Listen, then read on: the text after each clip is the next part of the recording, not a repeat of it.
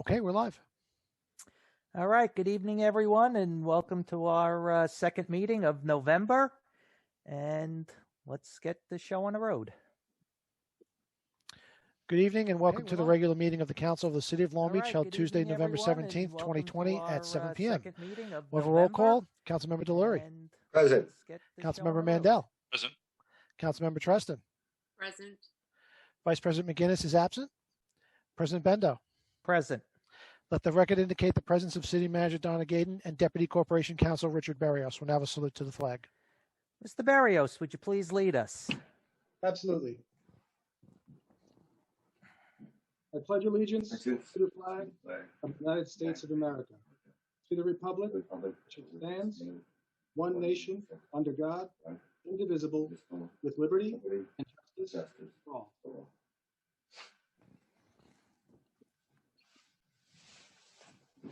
Okay, thank you. Just for everyone's information, Councilwoman McGinnis had an unexpected death of a very close friend, so she's attending to that tonight, and that's why she's not joining us. So she just wanted people to know. Okay, so why don't we start with the city manager's report? Thank you. Good evening, everyone. The first speaker we will have is Mr. Robert Spolzino to give us an update on the Haberman case. Mr. Spolzino? I'm here. Good evening. Council President Bendo, members of the council, city manager. As you may have heard, the Haberman case is on trial. Can you all hear me? Hello? Yes, we can. Oh, okay, good. Yes. Okay. So the Haberman case is on trial before Justice Jack Libbert in the Supreme Court, Nassau County. We started about 2 weeks ago. We are likely to finish tomorrow, possibly go over to Friday. You have heard, I know you've heard some stories about what Mr. Haberman's claims are in terms of damages. We're in the process of presenting evidence which shows that, in our opinion, his damages are far less than that, if he has any damages at all. I don't think it's appropriate for me to talk about our strategy or what our plans are at this moment. But once we finish the trial, we will be submitting a post-trial brief to the judge. The judge will establish that schedule, and we will lay out our arguments in full in that post-trial brief. And you will have the opportunity then, everyone will have the opportunity to see what our position is, what the city's position is, and why we think that the plaintiffs will not recover what they think they're going to recover.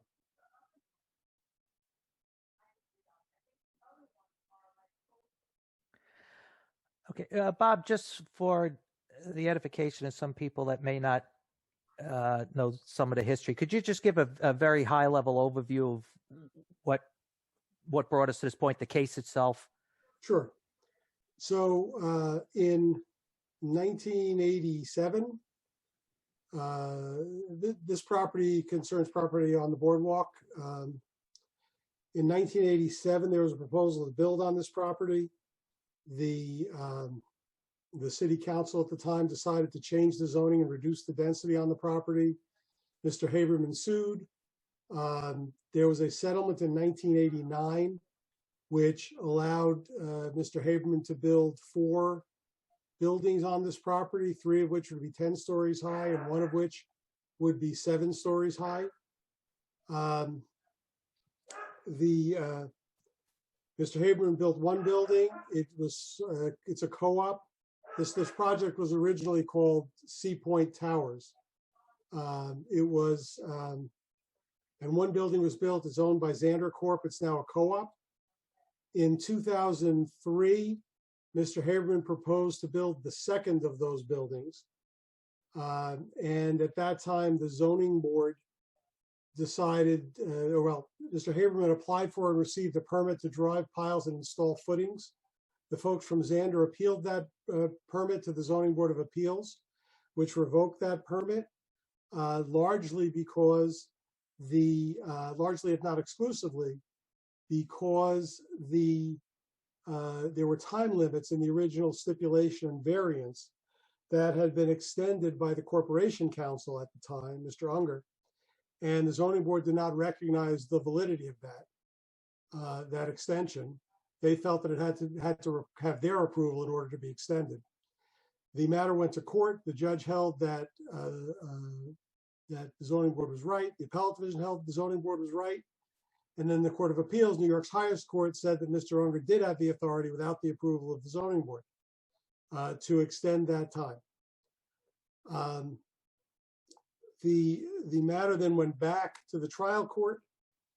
There was another potential settlement that was reached after mediation.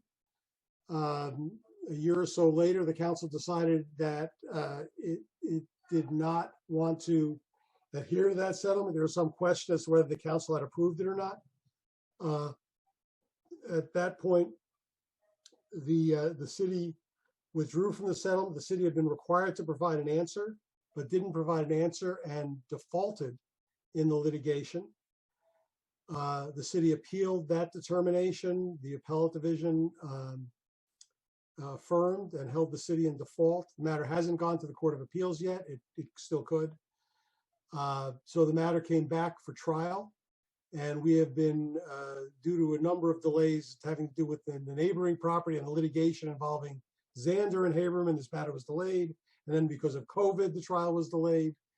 And so that has brought us where we are today, which is where we are trying only damages. What damages Haberman and Bel Air Building, his company, are entitled to, because the city has been held in default, and therefore liability is admitted.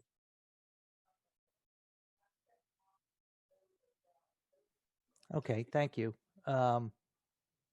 Do any of the council members have any questions?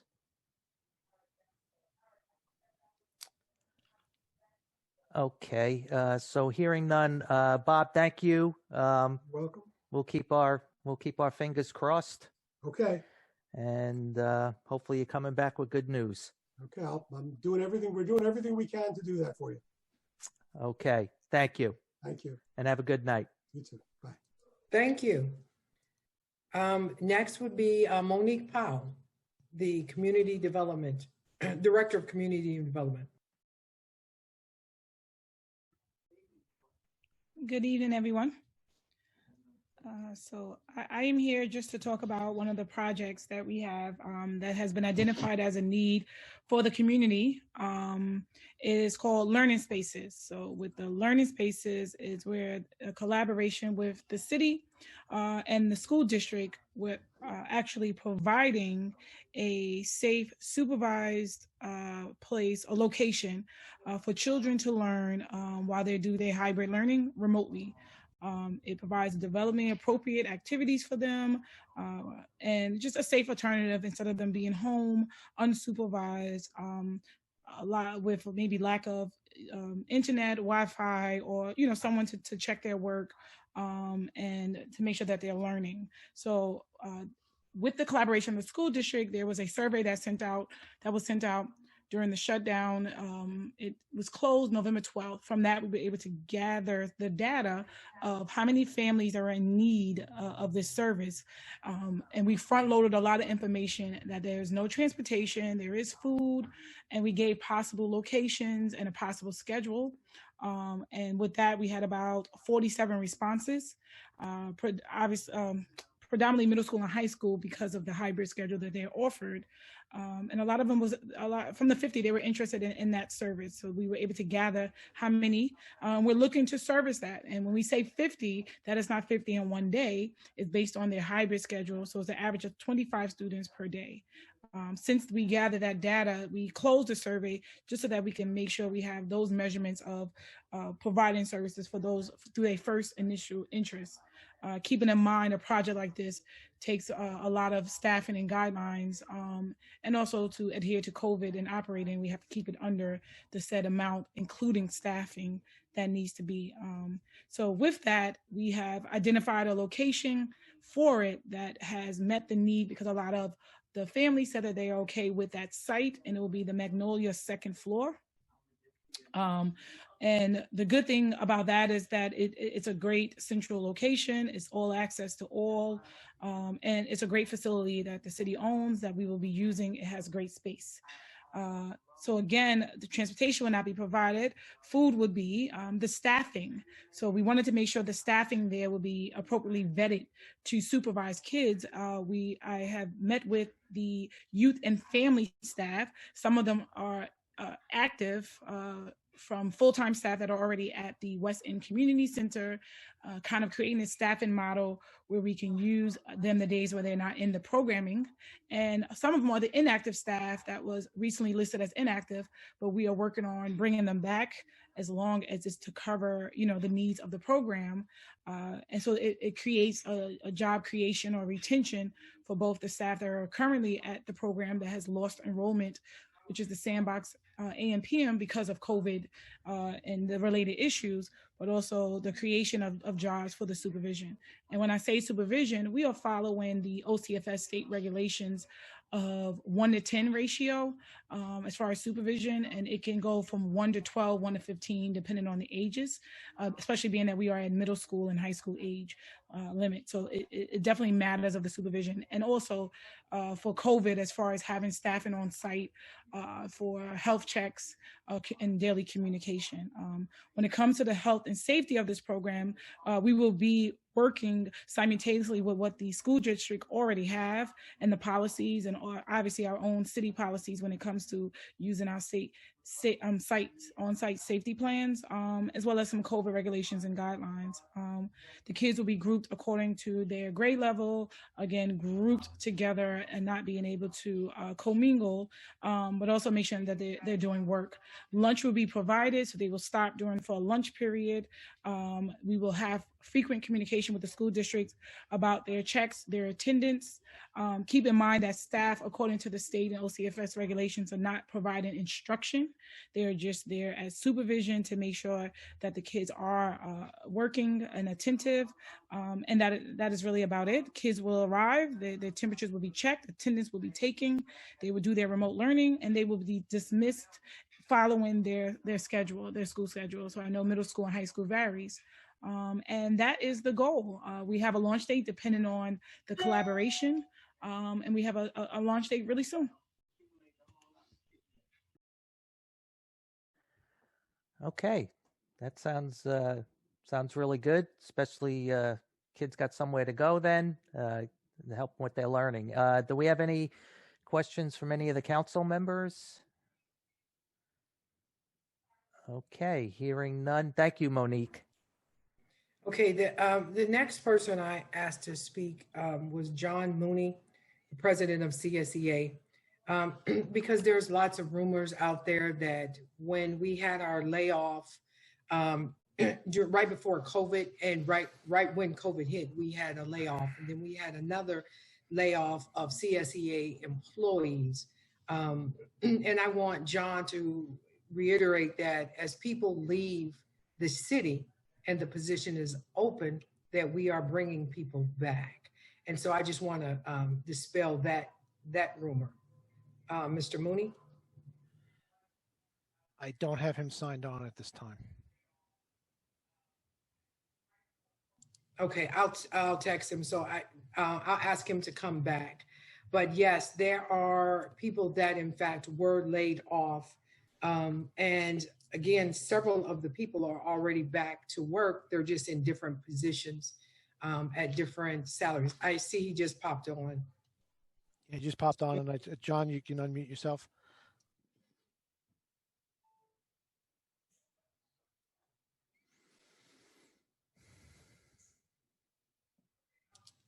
John, you need to unmute. Now you're unmuted.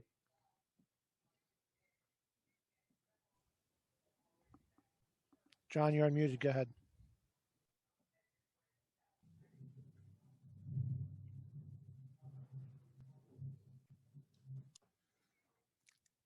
John, if you're talking, we're not hearing you.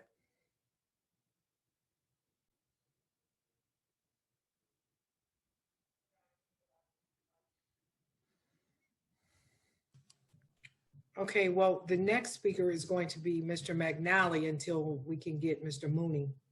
I just text him and let him know that we couldn't hear him. Okay, well, can everybody hear me okay? Yes. Okay, so the city manager asked me to touch upon a few issues as part of the update this evening. I'm going to start with heavy and then go to some happier or lighter news. First and foremost is just a quick update on where we stand with COVID. New numbers just came in that account for yesterday. So the 7-day period ending yesterday saw 57 new positive cases in the Long Beach community. That's an average of 8 a day over that 7-day period.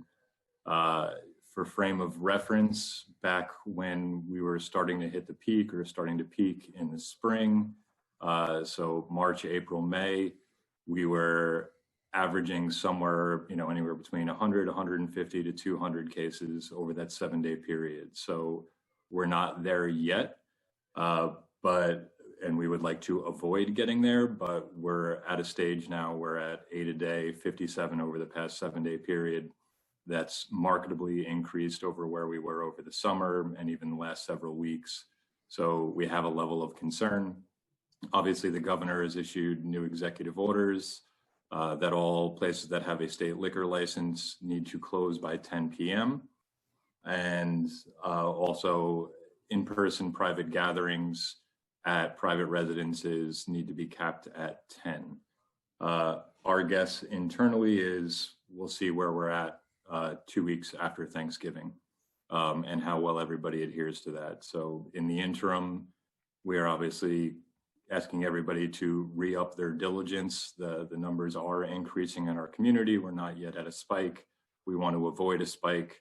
So wear your masks, maintain social distancing, and wash your hands often. And go back to where we were in the spring so that we don't get back to where we were in the spring. On a semi-related note, well, any questions on COVID numbers? Just, going back, let's say a month or so, we were, like you said, the number was significantly lower. We were like 1 a day, right? So throughout the summer, we averaged, so these are averages, but it was half a reported case a day to a case a day. Somewhere around 5 weeks ago, it started ticking up to, we surpassed the 1 number and then into 2, and then it's really been for the past 3 weeks or so, we've seen 3, 4, 5, 6, and the numbers that came out today that were inclusive of the 7-day period ending yesterday were the first time that we've gotten to 8.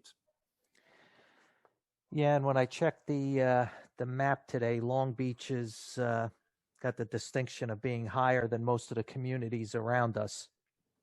Yeah, and that is, the number that you're seeing on a Newsday map or even the county map is a cumulative number. So Correct. It's from the beginning of the pandemic. We as a zip code with 34,000 plus residents have a denser population here. So our number, just from a proportional standpoint, is going to be higher.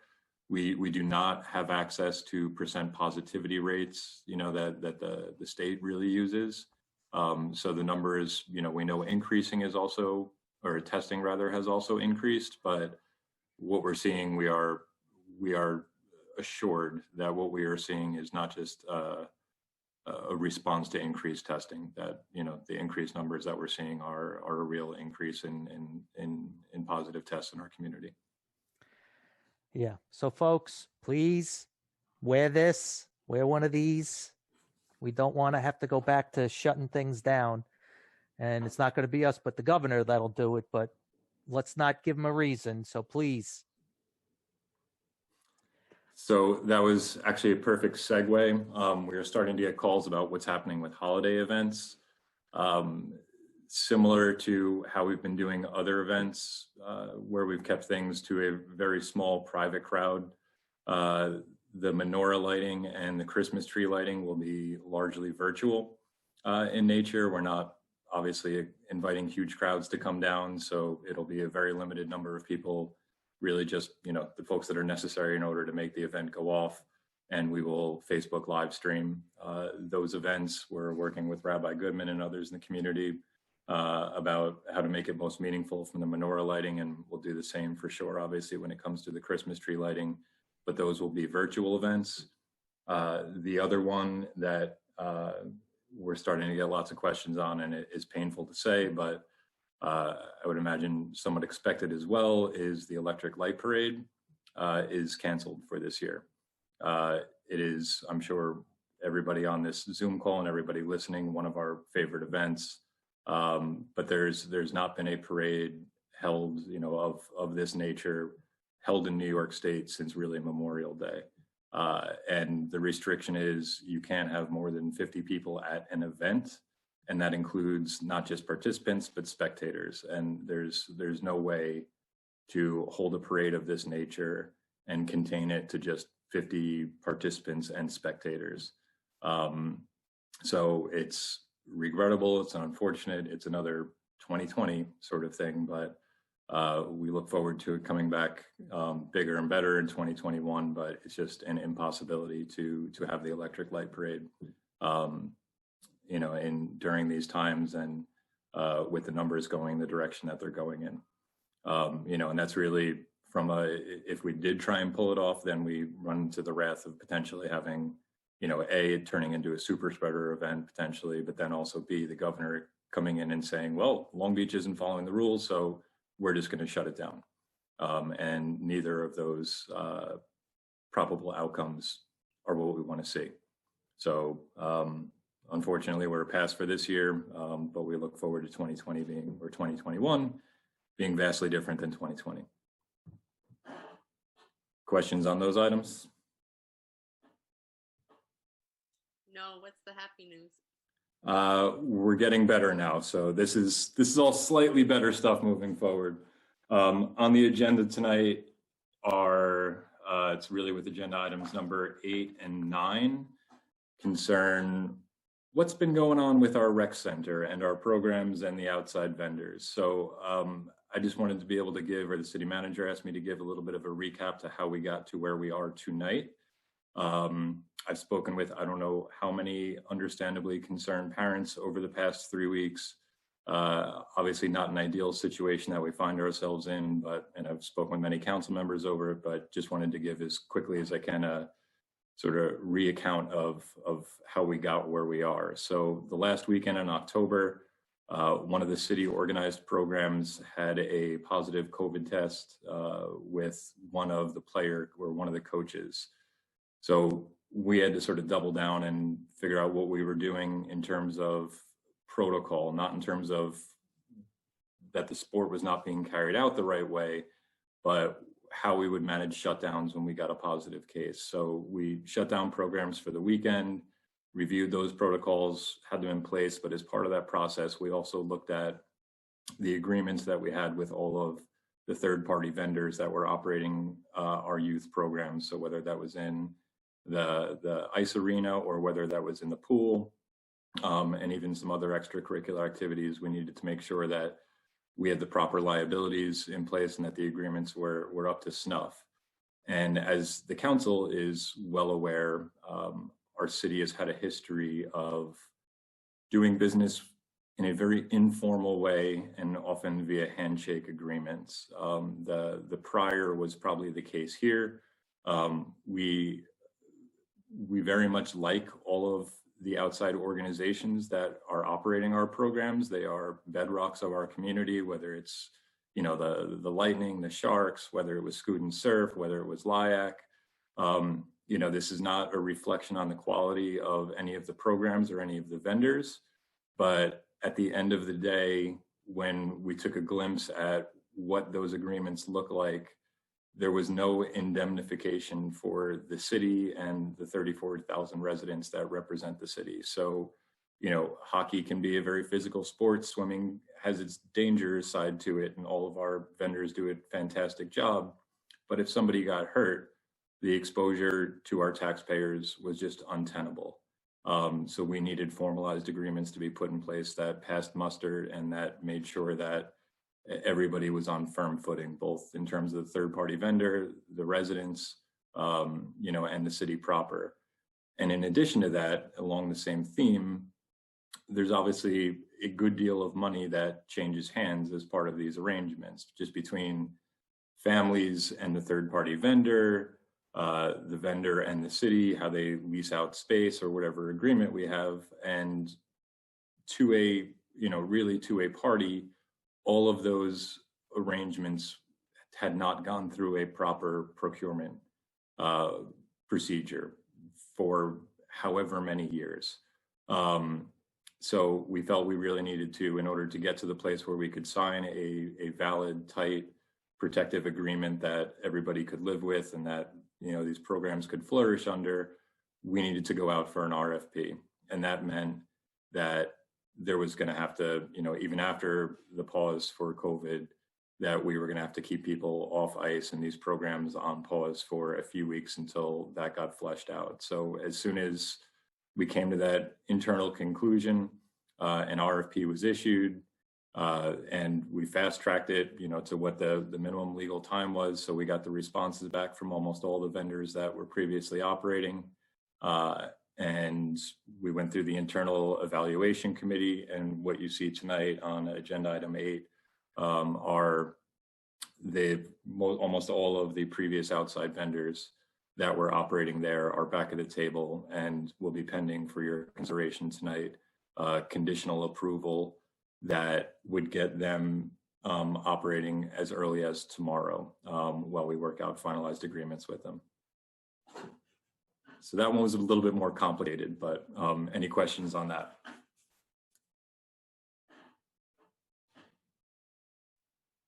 Okay, moving on, the last bit of news I have is that this Sunday from 9 a.m. until 1 p.m. Behind the Long Island Railroad parking garage, where we typically do the annual STOP program and where the STOP program was held just 2 weekends ago, I believe, we are doing our first community shred/e-cycle day. So e-cycling is something that we had previously had a bin set up behind the rec center. That location got moved due to COVID. It will be coming back in a couple of weeks, but we assume we have a pent-up demand for e-cycling. So we have the vendor coming with a whole bunch of flatbeds to accept large items and any e-cycling items. And I don't believe it's ever been done in the city before, but this was a brainchild of our city manager. It's happened in other areas where she has worked. But a community-wide shred day. So we will have a shred truck. This is for Long Beach residents only. We're going to ask people to bring valid IDs, 9 a.m. to 11 a.m. this Sunday morning. Our Facebook page and website will have updated and more detailed information about it tomorrow morning. But we're excited to have a service that we know there's a high demand for, and we look forward to this being an annual event. That's the end of it for me. So, John, in addition for the shred, is it just documents, just paper, or is it other things like CDs and things like that people may have old CDs with files on them and stuff? For the shred, it's paper products, and it can't be in plastic binders. Staples are okay, but binder clips are not. All of those details will be on the flyers on the website that start going out tomorrow. Okay. And we're just asking no more than 3 boxes per carload for the shred. So might not be everything in your basement, but we're happy to take a chunk of it away. Does that include a refrigerator box? If you can fit it in your car, maybe. All right. Any questions from the council members? You said that, so it'll be shredding and it will be electronics as well? Correct. We'll have 2 separate lines, provided that demand is there. This is the first time we're doing it, so we're going to see. But provided that demand is there, we'll have 2 separate lines, one for shredding, one for e-cycling. If somebody has both, we'll have staff on the ground to, we'll probably send you on the e-cycle line, and then we'll have staff on the ground to help move your paper goods and your shredded items from the e-cycling side over to the shredder. What I would say, because of COVID, this is not a stand and watch your documents get shredded. It's going to be dropped off. We promise you we will shred it. We don't want to look at your stuff. The whole point of this is to help you eliminate confidential information. It will get shredded, but there's not going to be an opportunity for folks to sit and watch their individual boxes get shredded. But we have a reputable company that's doing this that will guarantee that the documents are shredded and disposed of properly. Thank you. Mr. McNally? Liz, are you finished? I was just saying thank you, Mike. Go ahead. Okay. When you drive up with a box or two in your trunk, is the staff able to help carry that box to the shredding machine? Yes, that's what we're going to be having staff on site for. I mean, ideally, the way this works, especially in COVID, is you have it in a trunk. We're obviously trying to limit contact, so you have it in your trunk, you pop the trunk, we pull it out of the trunk, and you're on your way. And I would assume that people that are driving to this event should be wearing their masks. Absolutely, thank you for that. If you didn't hear my first item update, please wear your mask. That goes for all such activities. The reason I ask is I attended the town of Hempstead one a couple of weeks ago, and I watched their procedure. And it's very good. The last question I have is, are business owners allowed to do the same, or is it just residents? If the business owner is a resident, yes. Okay, thank you. Okay.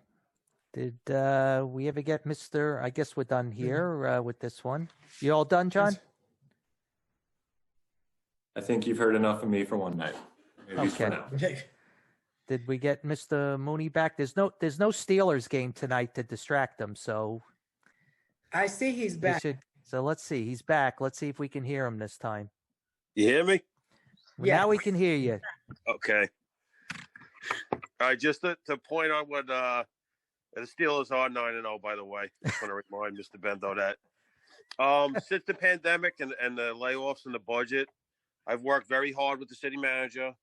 We brought back some of the employees when either a vacancy existed or retirement happened. Jobs were offered to some employees. They refused them. Others accepted. And we've moved on in a good direction. The city manager's worked in good faith with us, and I want to personally thank her for that. We still have more work to do on that, and we're going to do it and get it done. And I would ask that people not pay attention to all the trolls with the fake identities on social media.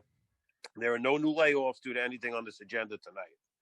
And we're working with the city. We've been working with the city, and do not pay attention to the trolls with the fake identities on social media. Our job's clear and easy. Work as hard as we can for our residents and produce the best product we can. It's that simple. And to touch on what Mr. McNally spoke on before, we've been promoting to mask up, social distance, and keep getting tested, and let's beat the virus together. So has anybody got any questions for me? Mooney, this is Liz. I just wanted to say thank you and thank everyone for their services to our city. No problem. Thank you, too. We'll get through this. Thank you, Mr. Mooney. I just want to say thank you. I enjoy working with you as well. We are trying to work together, moving the city forward, and then the ones that are still laid off, as we have more retirements, which we are anticipating happening in the next 2 months, we can offer people that were laid off a job. And the goal is to bring back as many as we can, and we are staying within budget. So I really appreciate you. The last thing I have is that the boards are up. We have, last night, we had the very first introductory meeting for the Senior Advisory Board, where the board members got a chance to meet each other. Tomorrow night, it will be the planning board. We have a recreation board that will be meeting soon. And then we have the environmental board. One of the resolutions on tonight is to add numbers to the environmental. We actually have more people that want to be involved on the environmental than the charter says. And we believe that increasing the number will benefit the community. We have some really dynamic people. What is really exciting is that we have longtime residents and we have new residents. So everyone's coming together. We're still looking for people for public safety, ethics, and zoning. So if you are on the board, currently on the board, please resubmit an application. Or if you have not submitted an application stating that if your term is up, that you would like to remain on the board, because we would like to get those boards filled and get those up and running as soon as possible as well. Civil service, you will be getting the names for the people that we are moving forward to civil service to be on the agenda for the December 1st.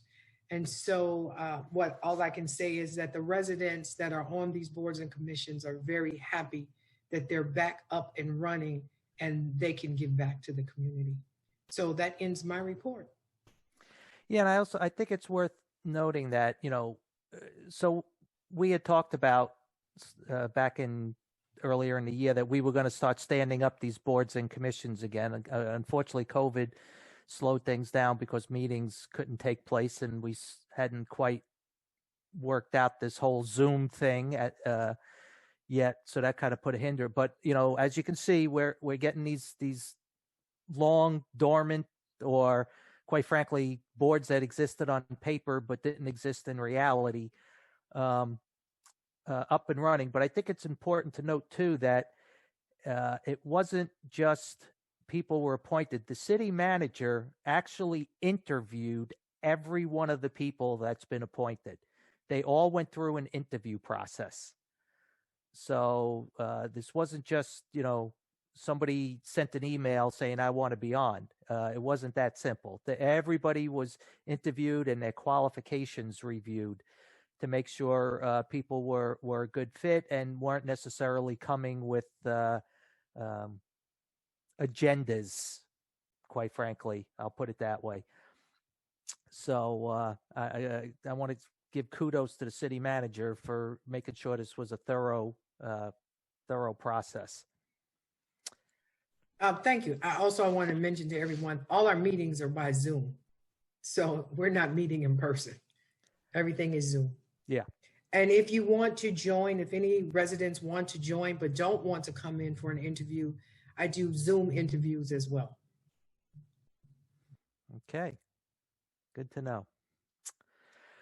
All right. Any other council members got any questions for Donna before we move on? All right. Seeing none. So Dave, why don't we move on to the agenda? Okay, I'm going to call the public hearings out of order. We're going to start with the off-street.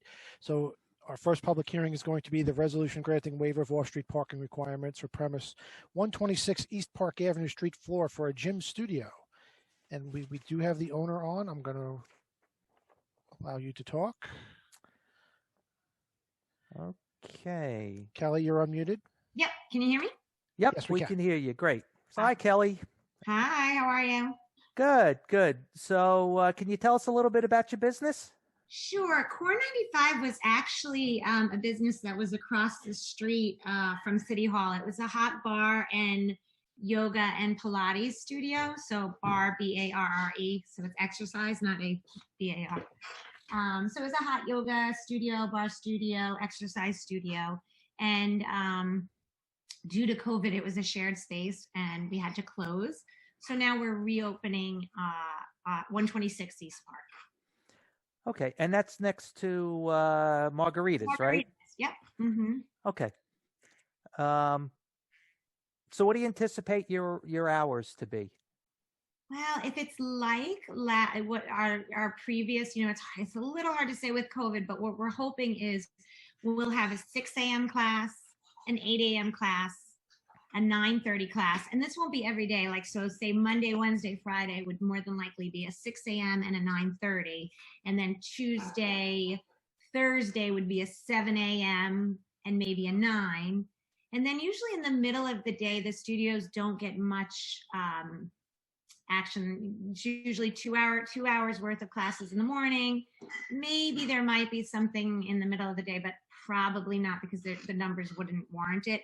And then in the evening, we have 2 classes, usually at 5 and sometimes 7, sometimes 8. And then on the weekend, we have morning classes. So it's really in the early morning till about 11 a.m. Then there's a chunk of time that we're not in there. And then it starts back up around 4:30 and kind of ends around 8. Tuesday night's the only time we had an 8 o'clock class, and then that class ended at 8:45. Okay, great. How many people do you anticipate in a class or in the studio at any time? Not the numbers we used to have. Well, yeah, obviously. Not, yeah. Hopefully enough to make the rent. No, I'm kidding. No, I would think probably based on the square footage and what we're allowed, the maximum right now would be 20. I don't think we'll get the maximum. What I'm seeing other gyms and other studios that are similar to ours is about 10, 12. In the morning, we've had the early morning classes there. They've always just been about 3 to 6 people. So it's a boutique fitness. So the numbers are meant to be stronger than sort of a smaller than a big box gym. You know, you don't usually go higher than 20 anyway. It's supposed to be more of an intimate setting, but I think it's going to be 10 to 12. I mean, that would be my guess. All right. Now, how many employees do you anticipate having? There's no employees. All of our instructors are contractors, so they contract out their 1099. Oh, so okay. So I'm the only employee, and then all the instructors are 1099. Okay. Are you still doing dance classes too? We were, they were so fun, but they did not take off to the degree that we thought they would. I think we'll bring them back. I just hope they work. I enjoyed them, but they didn't pick up the adult dance classes and the adult hip hop. They just didn't pick up like we thought they would. All right. Because I think Councilman Mandel wants to learn how to cha-cha. We'll teach them. We got you. I'm in. Rumba. All right. Do we have any questions from the council members? Hi, Kelly. This is Liz. Hey, Liz. Congratulations. Thank you. Is there room for a bike rack outside that business? There is an existing bike rack right to the right of it. I don't know if it's mine the building's owned by the same person as Margarita's, so I guess it's just a shared bike rack. But there are 2 bike racks, 2 orange ones there. Mm-hmm. And I was actually thinking of asking for another one, because we actually encourage our members to bike to the studio and take a picture, and then they get entered into winning raffles and stuff, because I'm super eco-conscious. So great. Yeah, so it's in my list of things to ask them. There are 2 in existence, but I would love, there is room. There's this like potted plant thing. There's a thing that we could move and maybe get another one. So I was going to ask the landlord and the city. Oh yes, the potted plant thing. Yeah. Not the permanent one. There's like this. Yeah, I remember. Yeah. All right. Any other questions? Okay. Thanks, Kelly. Dave, so we don't have to keep her here. Can we ask if there's any questions from the public? Yeah. Why don't we see if there's any questions from the public, and then we can take a vote. Once again, folks, if you want it for any of the items for public comment, please use the raise your hand function if you have any questions. And right now, I do not see any hands raised. Okay, great. So why don't we move on and take the vote, and that way we can. So this public hearing is with item number 3 on the agenda, a resolution granting waiver of off-street parking requirements for premise 126 East Park Avenue for a gym studio. Who introduces and move the adoption of this item? I will. Second? I will. Voting, Councilmember Delury. Yes. Councilmember Mandel. Yes. Councilmember Treston. Yes. President Bendo. Yes. Welcome back to Long Beach, and Councilman Mandel's looking forward to the cha-cha class. Got it. All right. Good luck, and then welcome back. Good night, Kelly. Thanks, guys. Appreciate it. Good night. Night.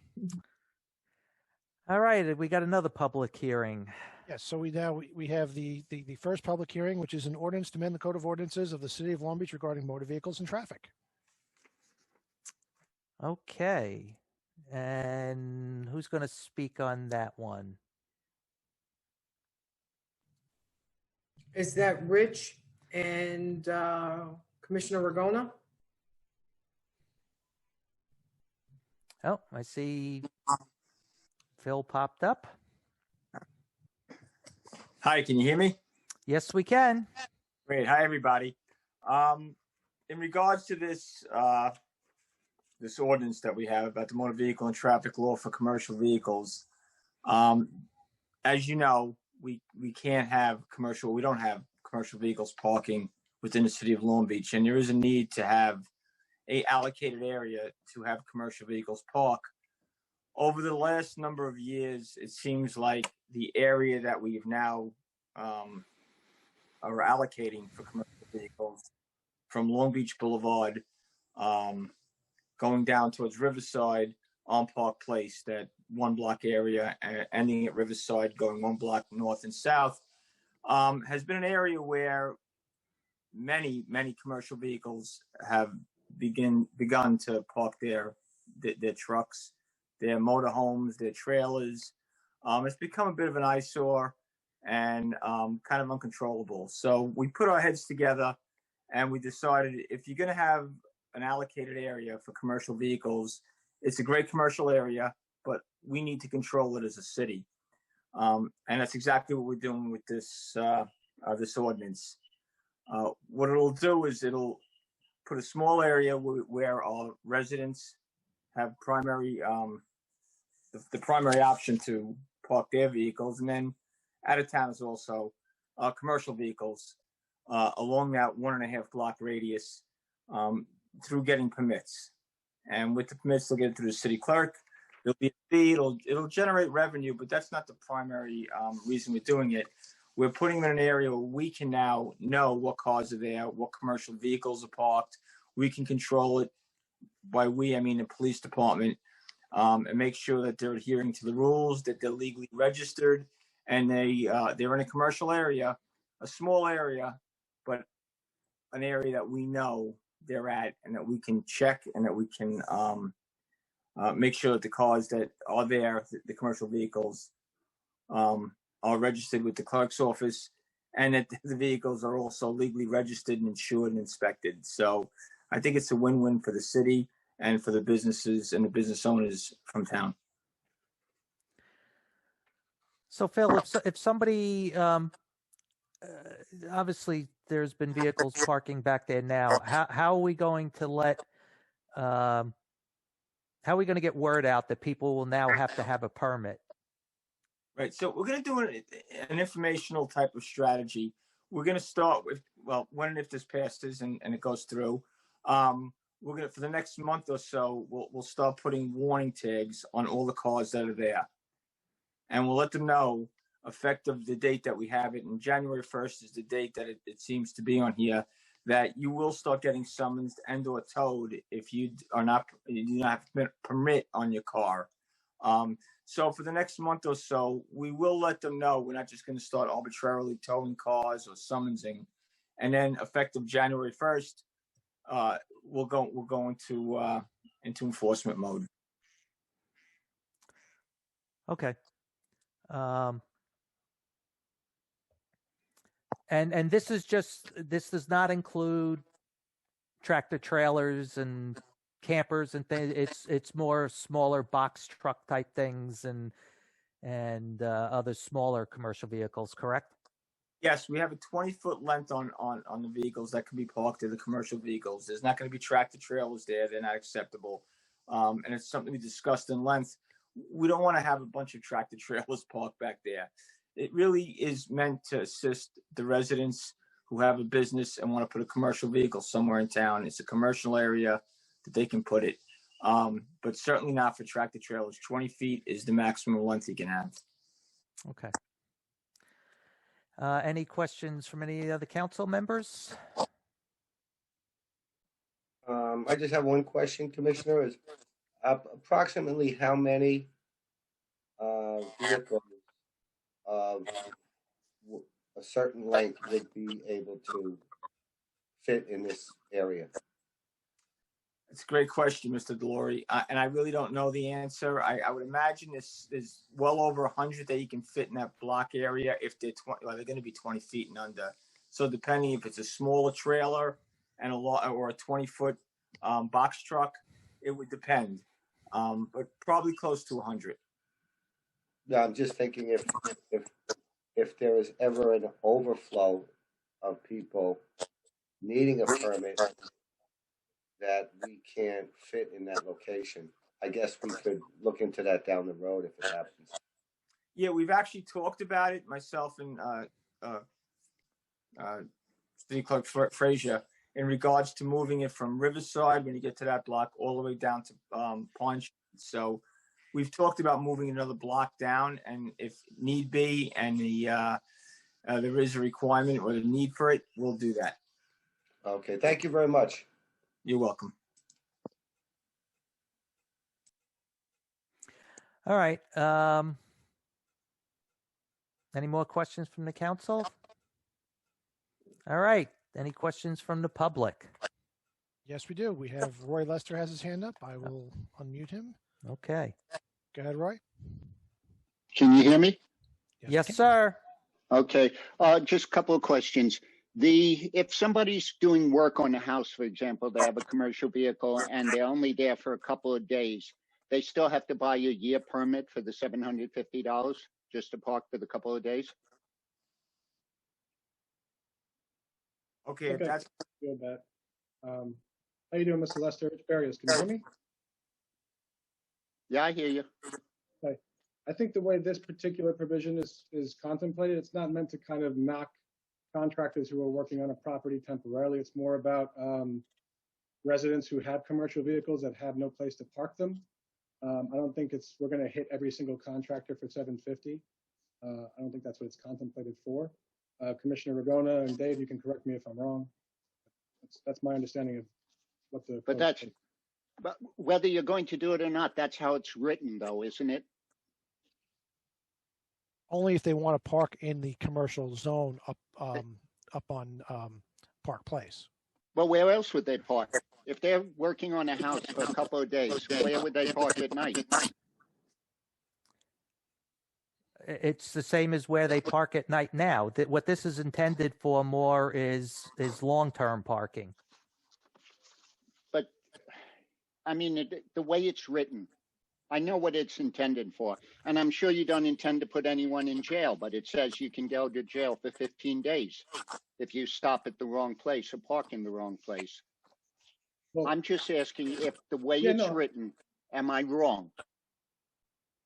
That if you want to park in the commercial place, you can't park any place. You can't park a commercial vehicle in a regular street unless you're unloading or loading. And you have 30 minutes, stuff like that. So if you're doing work on a house for, let's say, 3 or 4 days, and you want to park your vehicle in the commercial area, which would make sense, am I correct that you would need, according to the law, to pay the $750 for the application? I think, Mr. Lester, I think it's kind of the way I guess it really works in fact, right? So when a contractor is working on a house, it's not like they post up and leave their truck there overnight because we have hours of construction under the code, right? So presumably, and I'm just kind of going off your hypothetical, that a contractor does work on a house, does their work for the day, and then packs it up and goes home. If under your circumstances, you're saying, let's say that contractor wants to park overnight for days, the only place they can do so is at that commercial parking area. And if they wanted to do that, yes, they would have to purchase a permit. The $750 for a couple of days. All right, that's what I was asking. If that's what they wanted to do. Typically, yes, contractors just take their trucks back to wherever they were from. You know? Yeah. Okay. Thank you. No problem. Okay. Any more, Dave? Nope, that's all. Okay, so let's close that hearing and we'll move on. Okay, we'll go onto the regular calendar. Our first item is item 1 is approval of minutes from prior meeting October 6, 2020. Who will make a motion to approve those minutes? I will. Second? Anyone? Someone? Anyone? I will. Thank you. Voting, Councilmember Delory, Yes. Councilmember Mandel, Yes. Councilmember Treston, Yes. President Bendo. Yes. Okay, item 2 is an ordinance to amend the Code of Ordinances of the City of Long Beach regarding motor vehicles and traffic. A hearing has been held on this item already. Item 3, we've already voted on as well. Resolution granting waiver of off-street parking, premise 126 East Park Avenue for a gym studio. Item 4 is a resolution adopting an expenditure policy for the City of Long Beach. Okay, that's James and Ina. Okay, you're both unmuted. Good evening. Good evening. Hi, Good James. evening. Hi, Ina. For giving us the opportunity to speak again. The first policy we'd like to speak about is the expenditure policy. So the expenditure policy it's a financial policy which is generally considered to be a best practice.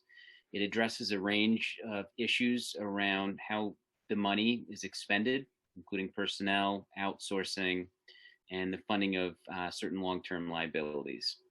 The policy includes, a number of different procedures and policy statements relating to the various purchase transaction types, departmental compliance and the monitoring of budgetary appropriation lines, and how vendor invoices would be handled. It further includes timeframes relating to the term and the lapse of those budgetary appropriations. And there's an annual requirement in the policy for department heads to acknowledge that they have received and reviewed the city's expenditure policy.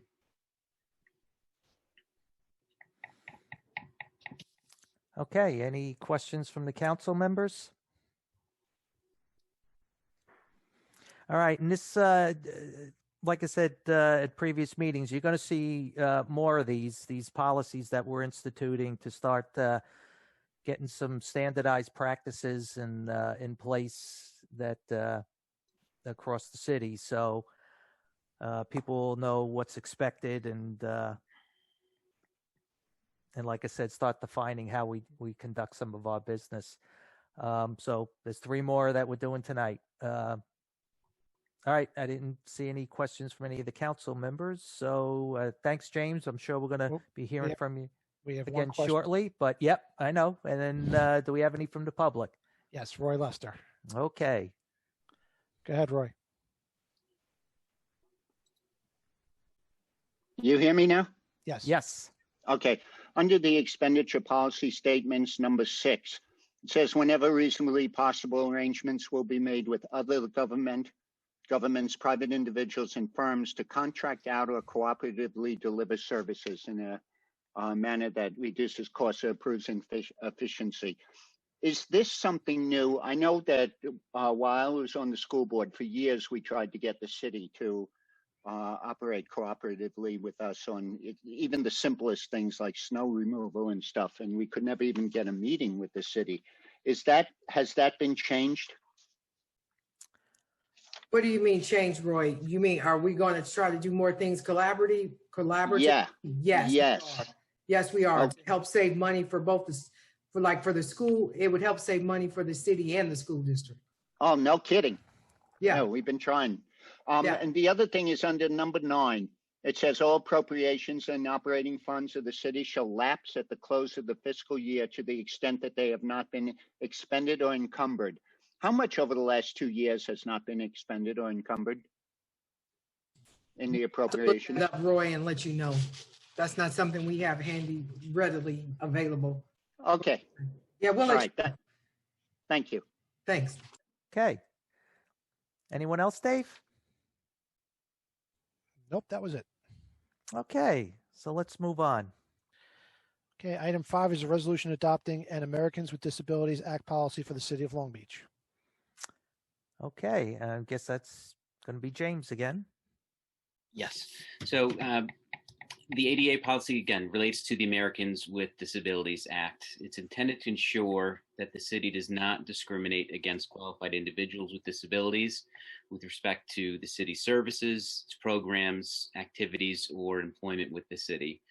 There's policy statements that certify the city does not discriminate on the basis of disability in its hiring practices, and that it will comply with all applicable regulations. In addition, upon request, the city will generally provide appropriate aids and services leading to effective communication for qualified persons with disabilities so that they can participate equally in the city's programs, services, and activities. When necessary, the city will make all reasonable modifications to its policies and programs to ensure that people with disabilities have an equal opportunity to enjoy those programs, services, and activities.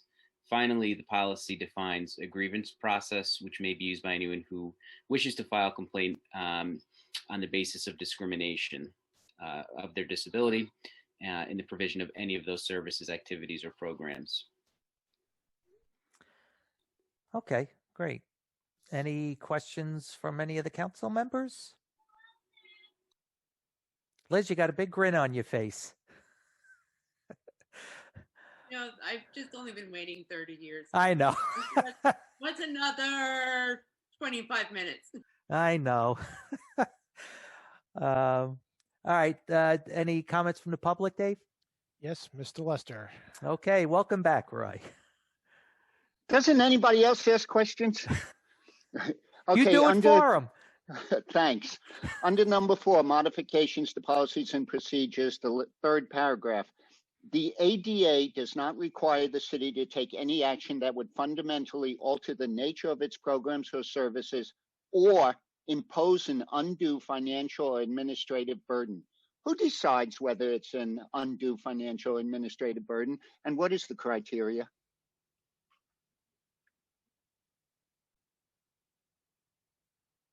You're muted, Donna. Oh, okay, sorry. Now you're unmuted, yeah. That was deliberate. Yeah, no, say the question again, Roy. Okay, it says that it doesn't require the city to take any action, to enforce this law that would impose an undue financial or administrative burden. So it just seems to me they say, well, you're supposed to have this for the ADA, and the city says, oh, we can't afford that. That's good enough. Who makes that decision, and what is the criteria to make that decision? Well, I would say, first of all, we would do everything in our power to make sure that we comply. If it's something that we feel that exceeds a typical expenditure, that would come back to the council to say it is going to cost us X, Y, and Z to make this modification, which we have to modify the budget in order to do that. So it has to be a significant amount of money for us to say. I guess I'm looking for a little bit more specifics. Who makes that decision, and what's the criteria? When you say significant to one person is insignificant to another person. Well, if we have to do a budget modification, and we have to do a budget modification, that's a reason to go back to the council. If we have the money within the budget, just like we've done other things, and we can say something is going to cost us $10,000, $15,000, we have it. We can move it from one line item to another to make sure we comply. That is what we will do. What's going to be, you're absolutely right, what's significant to one person may not be significant to another, but it's the budget that will dictate to us what is considered significant. And then the decision has to be made by the council, because we have to let the council know that we either are moving money or we need additional money to comply. Or the council can decide that it's an undue burden, correct? That would be the council's decision? Yeah, but I don't think they're going to say it's an undue burden. Nobody ever thinks that. Well, I've gone through a lot of councils. Not this one is different, but I have gone through a lot of councils. Okay. Mr. Lester, can I say something? Of course. If you remember some of the budget items, some are in the capital program and some are not. So I believe the level of whatever the expenditure is, whether it's an ADA compliant bathroom so some items could be small, and if some items could be extremely large, it depends on where the funds could be coming from, whether it's capital, whether it's general fund, or whether it's currently in the budget currently. But I think to answer your question directly tonight, we would have to know more of a specific question. At least I would. Well, the specific question, Mike, is who decides? And I guess Donna said the council decides. And what's an undue financial burden? I guess that the council would decide that. It's decided based, yes, they would decide it, but it's also based on the dollar amount. Oh, that's what undue financial burden means. Yes. All right. Yeah. Thank you. Uh-huh. Okay. Thanks, Roy. Anyone else, Dave? Nope, that's all we have right now. Okay. On to the next one. Item 6 is a resolution adopting a grant and financial award policy for the city of Long Beach. All right. Welcome back, James. All right, thank you. So, like expenditure policy, the grant policy is generally considered to also be a best practice. So, the city receives numerous grants from local sources, from the state, from the federal government. So, this policy intends to promote long-term and strategic thinking with respect to those grants. Grant procedures are outlined, departmental responsibilities are outlined, and that's to ensure proper oversight, foster transparency and accountability during that grant process, and also to minimize the risk of non-compliance with certain grant procedures. There are roles and responsibilities that are discussed for a variety of city officials. Some of these include the city manager, city controller, corporation counsel, various city employees, and a grant coordinator, which would be defined by the city manager. There's also some language which discusses the optional establishment of a grant committee, which would assist the city to analyze grants before they're accepted, prior to them being renewed or continued, and that committee would provide guidance and recommendations. The policy further discusses and defines procedures surrounding the life cycle of a grant, which is generally considered to be broken into 4 categories. Those are the pre-award phase, the award phase, the administration/implementation of the grant, and the post-award phase. Finally, the policy references other applicable policies or laws which city officials participating in the grant process should be familiar with. Okay. Any questions from any of the council members? I just have one question, John. James, there are different grants at different levels and different dollar amounts. And also, there's a share of a contribution that sometimes it's maybe 100% federal or state, or 90%, 75%, 50-50. There are grants, well, just so I understand it, sometimes a grant is there for, let's say, $200,000, but it would require a 50% match. So the review of this particular grant would be a committee to decide whether to move forward with that? I can answer that. No. No. One of the grant policy says we can have a committee if we need a committee. Really, we have our own internal committee. So if a grant came up and it was for $200,000 and it said it was a 50% match, we would go to ENA and it would come to myself and we would say, where are you getting the extra $100,000 to apply for this grant? If it's not in the budget, then we can't apply for it. If we don't see where the $100,000 is going to come from, unless the $100,000 is coming from another grant that we are applying for, okay, that we can offset the match. Thank you, Donna. You're welcome. All right. Any other questions from the council members? All right. Should we just bring Roy back? Yes, we actually have 2 questions, and Roy is first. Hold on. Okay. Roy, go ahead. Okay. The one thing that I couldn't find in this is what happens when the grant is over with on a situation where we have become used to it. And I'll give you an example, which happened to a lot of schools, is they got grants for pre-K, and people got used to it. And for years they got the money, and then all of a sudden the money was withdrawn, and they had to find the money now to continue the pre-K. I think we also have grants that train police officers and stuff like that. And you know, Long Beach has gotten used to grants and gotten used to public money. And then when it's withdrawn, when we suddenly don't have it, why wouldn't that be part of this study of the future costs of continuing the grant after the grant's withdrawn? The continuation of future costs is called the budget. And so we don't do budgets on what we think might come. And if it is something, if we're doing a project based on the grant, and if we don't get it, the project doesn't happen. And that's what a lot of people make mistakes in when they're doing budget. They assume that because they've gotten it in the past, or they've gotten a certain amount in the past, they will continue. Ina can tell you that is not how the budgets are done. We won't assume that we are actually getting that grant until we know for sure. So if it is a project, like I said before, if it's a project that the grant would pay for, we don't get the grant, the project does not happen. So we don't budget for that, for the continuation of whatever it is. Let's say it's training of police officers. So we stop the training, we don't budget for it the following year?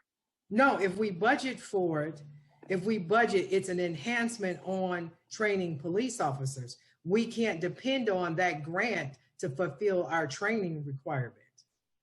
We don't depend on grants as revenue. If we don't, I understand that. If we don't know for sure we're getting that grant, then how you budget is that you budget to what you know you can pay for. So at that point, you don't budget for it? That's what I'm not clear on. When you say if maybe you're not sure, I can, Donna, do you want me to? Yeah, go ahead, Ina.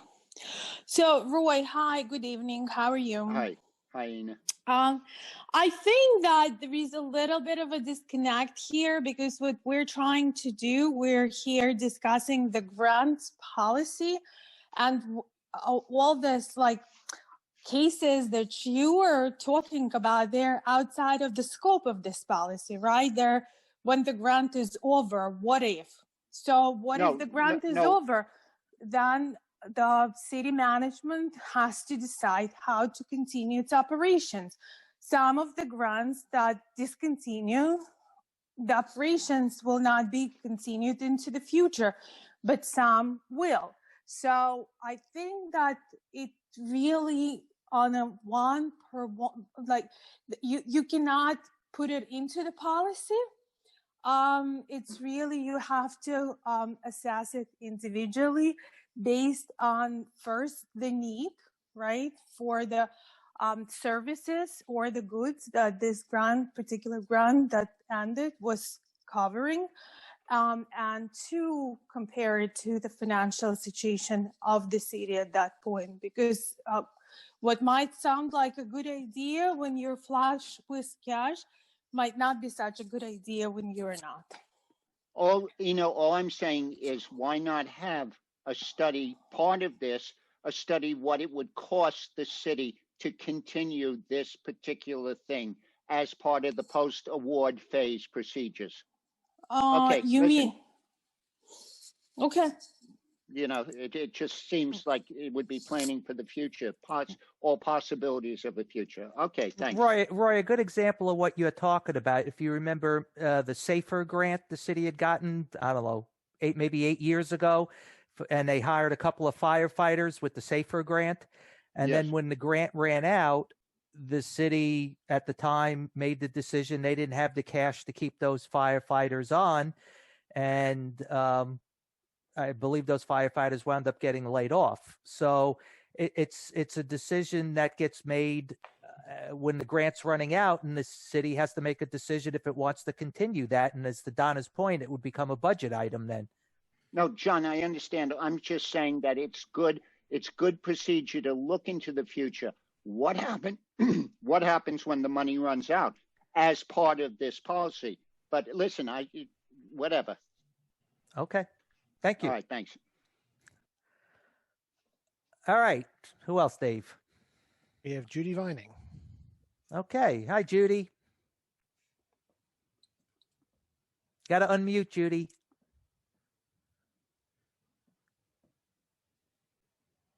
Okay. Yep. There you go. There I go. Okay. You know, for us, we've had the city as a contractor under our grants for a long time. And the intent in terms of going forward has always been to establish, whether it's a program or whatever, that not suddenly, but over time is of value to both the city as well as maybe the police department, because we paid police department overtime. And the federal thinking is that over time, given the money funded through federal grants as subcontractors, it then gets taken over, or in the sense of, or adopted by, or enacted through the city. Is that anywhere in this policy?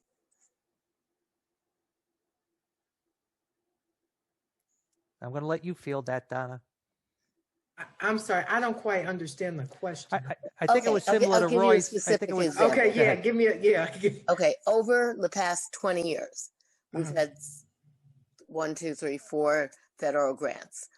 Part of those grants were to pay for police overtime, where we had an MOU with the city, so that they can increase the number of initiatives, activities, whatever it is that was prescribed in the grant, to better address, let's say, underage drinking for one of them. Okay. Mm-hmm. The idea or the feeling or whatever behind the drug-free communities grant was that it becomes a process. In the beginning, there is a match between what the federal government gives us and then what we have to match. And the match is usually, it's not always money, it's in kind as well. So at the end of that process, the hope on the part of the federal government, who's funded us to do this, and police department activities are part of it, is that it becomes an ingrained program within the police department that is of value to the community. And then when there's no more federal funding, they adopt it. Is that addressed, or that type of procedure addressed in this policy? You mean if the money is not given to your organization, because we're a sub-recipient, correct? Right. So and as a sub-recipient, if we don't receive the money anymore, how do we address it? Right, and the idea is it's over a program. 10-year period, so the money gradually diminishes. Right, that's a budget, that we have to budget for that. Mm-hmm. Yeah, this is for grants that we will receive. I understand. Yeah, so but there are other grants in fact, that operate like ours too.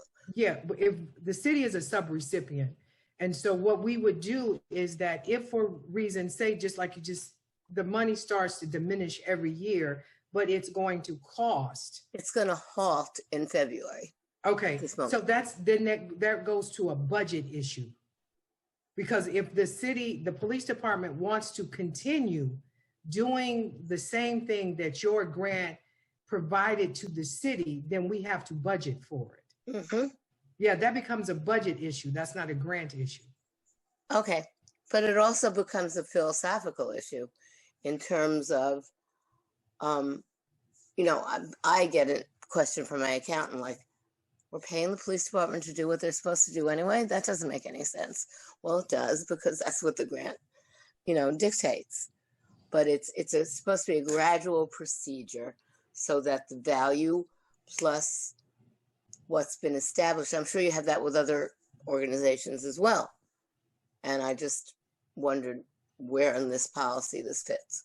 if it's something to do that we had a grant and the grant was we were no longer going to receive the monies and the project would still want to continue, it has to be budgeted for. That switches over from a grant policy to a budget policy. No, I get that.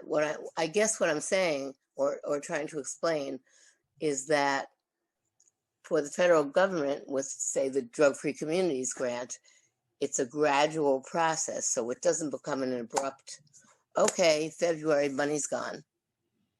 And we didn't plan for it. Right. I understand what you're saying, but as the money goes, say, for example, we get a grant for $1,000 year one. Year two, we still want to do the program. It's going to cost $1,000, but we only are going to get $750. So $250 has to go into the budget. No, I hear what you're saying, and I understand. So no, that would not be in the policy. But I am saying within the policy, there should be some acknowledgement that some grants are structured so that it's a gradual process of diminishing funds while the program continues.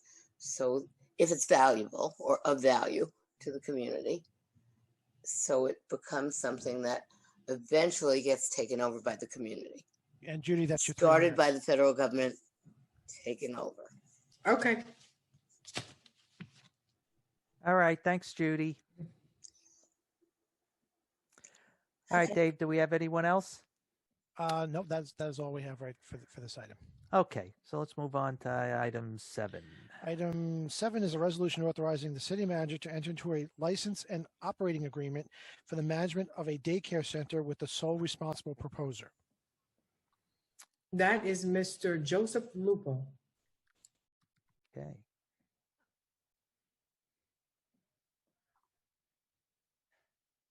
All right. Hi, Joe.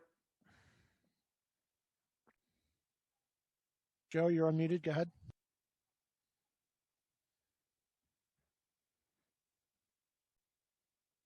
Can you guys hear him? No. Hang on. Maybe he's with Mooney watching the Steelers game. No, I'm here. Oh, there he is. There you go. I'm not even a Steelers fan. Sorry. Well, somebody has to be. Yeah. Let John do it. All right. So, hello, everyone. How are you? Good.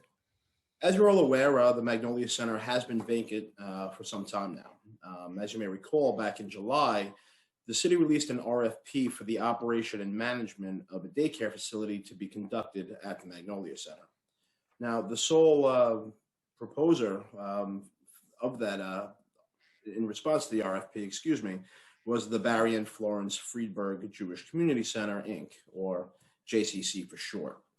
The JCC is headquartered in Oceanside, and it has been providing daycare services to the Long Island South Shore communities for for over 50 years. With respect to the RFP and the proposal in response, our office was tasked with assisting in the contract negotiations and the preparation, assisting in the preparation of the contract related to that RFP. Now, the licensing fee schedule is set on an escalating scale for an initial term of 5 years. And there is also an option for an additional 2-year renewal, but that extension period is at the sole discretion of the city. With respect to any terms of the contract or any questions that anyone may have, I'm more than happy to address any questions. All right. Any questions from the council members? All right. One of the things I think it's important to point out to people, what this is doing is the city was effectively in the daycare business and was losing their shirt on it. We were spending a huge amount of money and collecting in fees for the daycare a small fraction of what it costs the city to run this program. It also created huge liability issues for the city as well, should something happen. And then all the criteria and the licenses that have to be maintained to run a daycare. So what we're doing here is we're still having a daycare, but now the city's getting out of the daycare business, and we're actually going to collect rent on the facility. So going from operating massively in the red on this thing we're still going to have daycare, and the city's actually going to come out in the black on this deal financially. So it's kind of important to note this is real good for the taxpayers. We still have daycare, but now it's not being subsidized by the taxpayers anymore. And so now that I said that, like I said, before we go to the public, so anything from the other council members or anyone else? Okay, Dave, let's hear from Roy. Roy, you're unmuted. Go ahead. Okay. John, I hear what you're saying, and it's a wonderful thing to not lose money. But I'm looking at the budget, and we budgeted for expenditures, Magnolia Community Center Daycare, $182,916 for last year, for the last fiscal year. The income on that, the revenue, hold on a second, was, about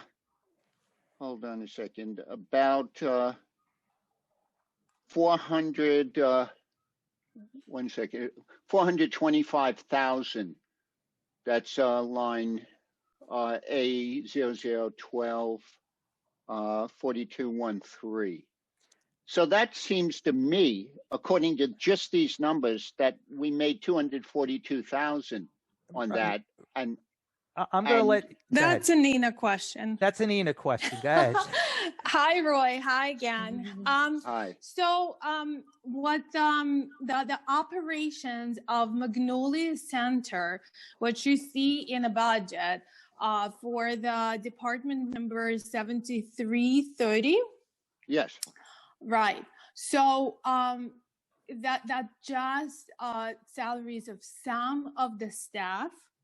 In order to evaluate operations of the center, you have to combine it with some of the line items actually in a Department 7310, which is the Youth and Family Services, right? So I'm sure that you, like, we had 4 I think they're called program specialists that are involved in the program. And then there was about a director, clerical staff. So really, it was more than $135,000. So when I look at it, I think that you really need to combine it with the, like I said, with the Youth and Family Services. And also incorporate the fringe benefits. So when we evaluated these operations, it was depending on the year, but from year to year, the program was losing about from 200 to 300,000. And you would ask me probably your next question would be then, why are these people accounted in a different department? Because a lot of the programs that are run in the Youth and Family Center, they are very similar to what's done in Magnolia in terms of dealing with the children. And the same staff could be involved in one program in the morning and another program in afternoon. So I guess here you would just have to trust us on that. And that's the worst thing to say, Ina. Believe me, I know that it's the worst thing, but you know what? You can do a very quick reasonableness testing, like I said. And given the fact that we have 4 full-time program specialists or teachers, I'm sure that it's pretty quickly adds up to more than 130. And that you don't need to trust me on. Yeah, I'm just looking at the budget, the revenue in the budget. You know, you have 55,000, 150,000, 185,000, 200,000, 75,000, and 425,000 on these the particular budget, on things. the 2020 yeah, budget, those are the revenue. We budgeted $1 million, but in actual, revenues came at 652,000, Roy.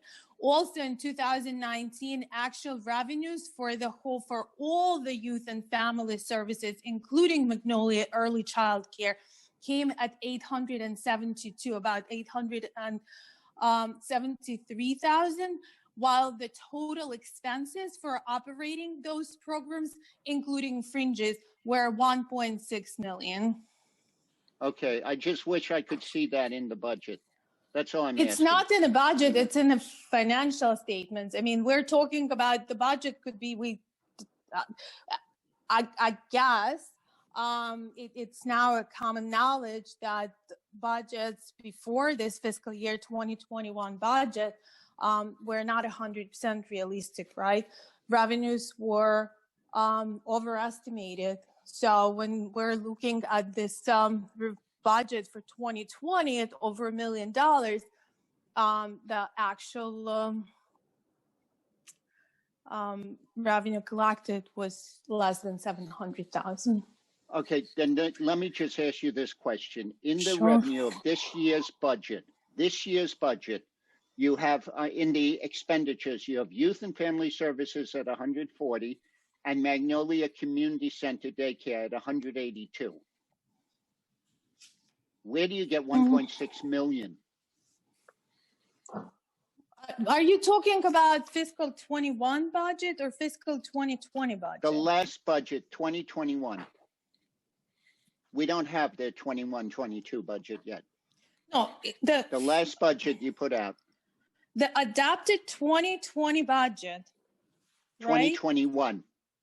Okay, the adopted 2021 budget, you have to look at the total between the total Magnolia Community Center daycare. You're talking about revenues or expenses? Expenses. Expenses. So you have $180,000 in expenses. On Magnolia Community Center Daycare, 182,916. And about 140 in youth and family services. Yes. Okay, so for the total of 322. Yeah. So what's the question? You said that the total expenditures were 1.6 million. That's Roy, not I the think we're talking fiscal about year we're talking about right now. Right. $1.6 million is fiscal 2020, is the last fiscal year. The year that ended June 30th, 2020. Okay. This fiscal year, we budgeted in revenues about 516,000. Both revenues and expenses for this programs were budgeted at about $500,000. We are very well on trend to reach $500,000 in terms of the expenses. However, we are not on trend to reach $500,000 in revenues. I'm sure if you have the budget open in front of you, you can look at the revenue for the camps, right? And I think, I'm talking from my memory, but I think we had about $175,000 budgeted there for the mini camp for Lido. That didn't happen at all. Oh, we knew that. That's why we borrowed the $4.2 million. We knew COVID was going to affect all those things. I'm talking in a post. No. I'm talking about a post-COVID world. Where the $4.2 million were borrowed to finish fiscal 2020 because of all these problems. No. All right. What she's talking about, the $4.2 million was borrowed for fiscal year ending June 30th, 2020. The budget she's talking about is for the fiscal year ending June 30th, 2021. How could we have been short that much when COVID hadn't really hit us until March? Well, Roy, I think that what we need to do is we need to set up a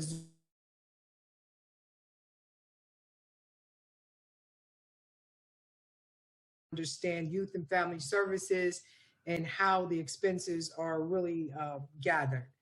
Yeah, I would like that because I'm just looking at the budget. That's the only thing that we people have. I think the public only has this budget to go on, and it doesn't make sense what you're talking about. And well, not you, that we're spending 1.6 million here. But all right. She was talking about the previous year. The 1.6 million was the previous year, Roy. So what we'll do is, I'll call you and we'll set up a Zoom call to go over the budget with you so that we can answer any questions that you may have. Okay. Thank you. Thanks. All right. Anyone else, Dave? Can I just add one more thing, please? Sure, go ahead. Mr. Lester, another thing that, to take into consideration, sir, as you said, we are in a post-COVID world now. So we're in a world where enrollments in schools are down drastically. Many students are learning virtually.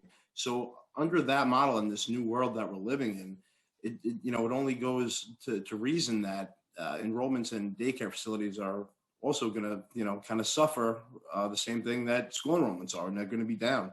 So at this point now, I mean, as Mr. Bendo said earlier, even just with respect to limiting the city's liability on what appears to be is going to be, a decreased enrollment of these services. It really does make sense and serve the city's purpose, sir. And we're still provided, the service is still being provided, but the city's not taking a financial bath on it. Absolutely. And that's good for the taxpayers. So, Dave, did we have anyone else? Was it? That was it? That was it. Okay. He's going to keep you on your toes, Zena. So, okay. Let's I know move on. that. All right, let's move on to item 8. Item 8 is a resolution authorizing the city manager to negotiate agreements with Student Swim Incorporated, Long Island Swimming Limited, aka Long Island Aquatic Club, for swim programs at the city's aquatic center.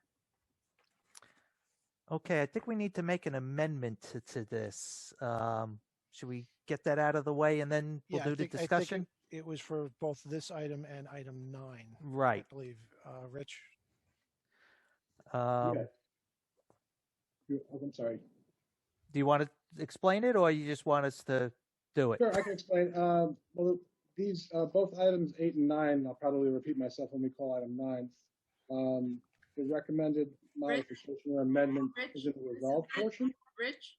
Yes. This is Liz. Can you just move a little forward so we can hear you better? Better? Thank you.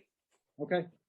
For item number 8, in the resolve portion, the recommended amendment or modification would be where it says the city manager be and she is hereby is authorized to negotiate agreements. Just add negotiate and enter into agreements. And Rich, we want to do this for both items, correct? That would be my recommendation, yes. Can we amend both in one vote, or do we have to do it for each one individually? It's the same language going into the same location in both items. If you want to do it separately, we can do it separately. Yeah, why don't we do it separately just to make sure, since it's kind of resolutions. No problem. All right. Does anybody want to make the motion to add this language into the resolve clause? Yeah, I'll make the motion. Go ahead, Scott. I'll second it. Voting, Councilmember Delory, Yes. Councilmember Mandel, Yes. Councilmember Treston, Yes. President Bendo. Yes. Okay. Okay. So who do we have? Rich, are you talking on this one? Yeah, I can speak on this one. Sure. Okay. Am I coming in okay? Got to ask Liz. Better. Thank you, sir. No problem.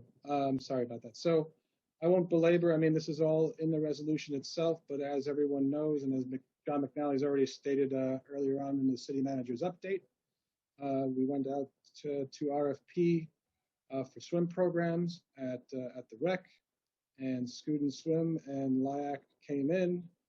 In terms of responses, Again, this resolution is for the purpose of negotiating and entering into agreements with both LIAC and the student swim team.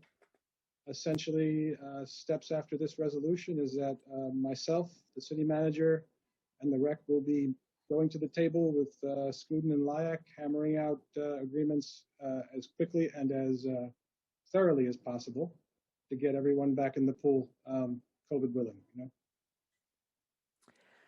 Yeah, so it's important to note, and John McNally talked about this earlier. What we're doing here is we're getting away from the old practice of verbal and handshake agreements that then create big liability issues for the city because nothing is defined in writing, and everything's in a gray area. So now everything's going to be done properly. Everybody's going to have contracts. Proper RFPs and things like that. And so that's what this is doing for all these programs at the recreation center. Right. The goal here is to get, move forward with solid agreements with our, with our third-party vendors. Obviously, be in accordance with procurement law and give the city and its constituency the recreation it wants and deserves. Adding accountability to the process and transparency. So, okay, any questions from the council members? I just have a comment, John. Okay. If there are multiple people that are looking to ask questions, I would just ask for anybody who hasn't spoken yet to go first. Are you asking Roy to wait? All right, it's up to Dave. Anyone else from the council? All right, Dave, who we got? Nobody. Nobody? Wow. No hands raised. Okay. You got off, Rich. He was. Hey. All right. Let's move on to item 9. Item 9 is a resolution authorizing the city manager to negotiate agreements for various recreation programs. And I guess we'll call for the same amendment to add the and enter into it to the resolve clause. Who will make that motion? I will. Thank you. Second? I will. Voting, Councilmember Delory. Yes. Councilmember Mandel. Yes. Councilmember Treston. Yes. President Bendo. Yes. Okay. Continue. All right. You going to do this one too, Rich? Sure. Kind of repeating myself, but again, we went out to RFP on the various recreation programs that can be held at the rec. Did it in a very timely manner, pretty quick to my opinion. We had 5 vendors submit proposals, meeting the outlines of that RFP. Most of them were individuals that were third-party vendors with us. We did have one responsive proposal that is unique and interesting called Cook, Grow, and Learn. Curious to see how that develops, but essentially the same exact steps are going to apply here as it did with item number 8. We're going to sit at the table with all of these vendors, hammer out agreements, and get them back to recreating, as it were. Okay. One of the let's see. One of the vendors, I believe we hadn't named the city as a additional insured, right? Friends of Long Beach Hockey. So will that be taken care of during the talks? Yes. So essentially, all of these agreements are contingent upon the proper insurance, the proper defense and indemnification. We just want to ensure that the city is protected, its residents are protected, and right, because we didn't see any paperwork, insurance paperwork from Cook, Grow, Learn either. Right. But those will all be part of the process. Yeah. Okay. I can definitely update the city council as I receive those documents. Sure. All right. Any questions from the council members? Okay. Let's see if Roy's going to get rich on this one.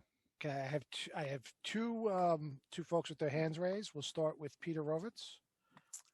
Okay. Hi, Peter. Hi, how are you tonight? Got a question. So this is a authorization to enter into a contract. Are the final contracts going to be brought up before a council meeting to be approved, or is this just going to be done and nobody's going to know what the details of the contracts are? Second of all, how does the contracts for the people in the skating rink have to do with the proposed RFP that supposedly is coming out for the concessionaire to take over the rink? Okay. Good evening, Mr. Robitz. So to your first question, the way this resolution works is that the council would be authorizing the city manager and obviously her team to negotiate agreements and enter into them with these third-party vendors.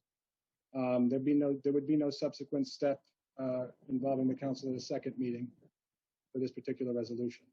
To your second question regarding I believe the ice arena RFP, I guess that's what you're referring to, is that right? Correct. Okay, so with that one, essentially the contemplation here is that these particular third-party vendors would be notified that that RFP is forthcoming. I think they're all aware of it at this point. I think we maybe have to notify one of the awardees. So essentially, once these agreements are hashed out, those agreements will include that caveat that if and when an RFP results in an award to someone to operate the ice arena, they will have to enter into third-party contracts with that operator in order to continue to move forward. So it's not like we're hiding the ball on this. We're actually trying to be as forthcoming as possible. Well, the RFP says that it's for a term of 1 year with the city for 2 options. So hypothetically speaking, if you put it out to bid next week and somebody took over in, just arbitrarily say, April, where does that leave those people, those concessionaires that bid? I mean, essentially, it would be the same concept, right? So the idea is you're being awarded this RFP to, operate out of the ice arena with the knowledge that there may be someone subsequently who's going to end up operating this and controlling it.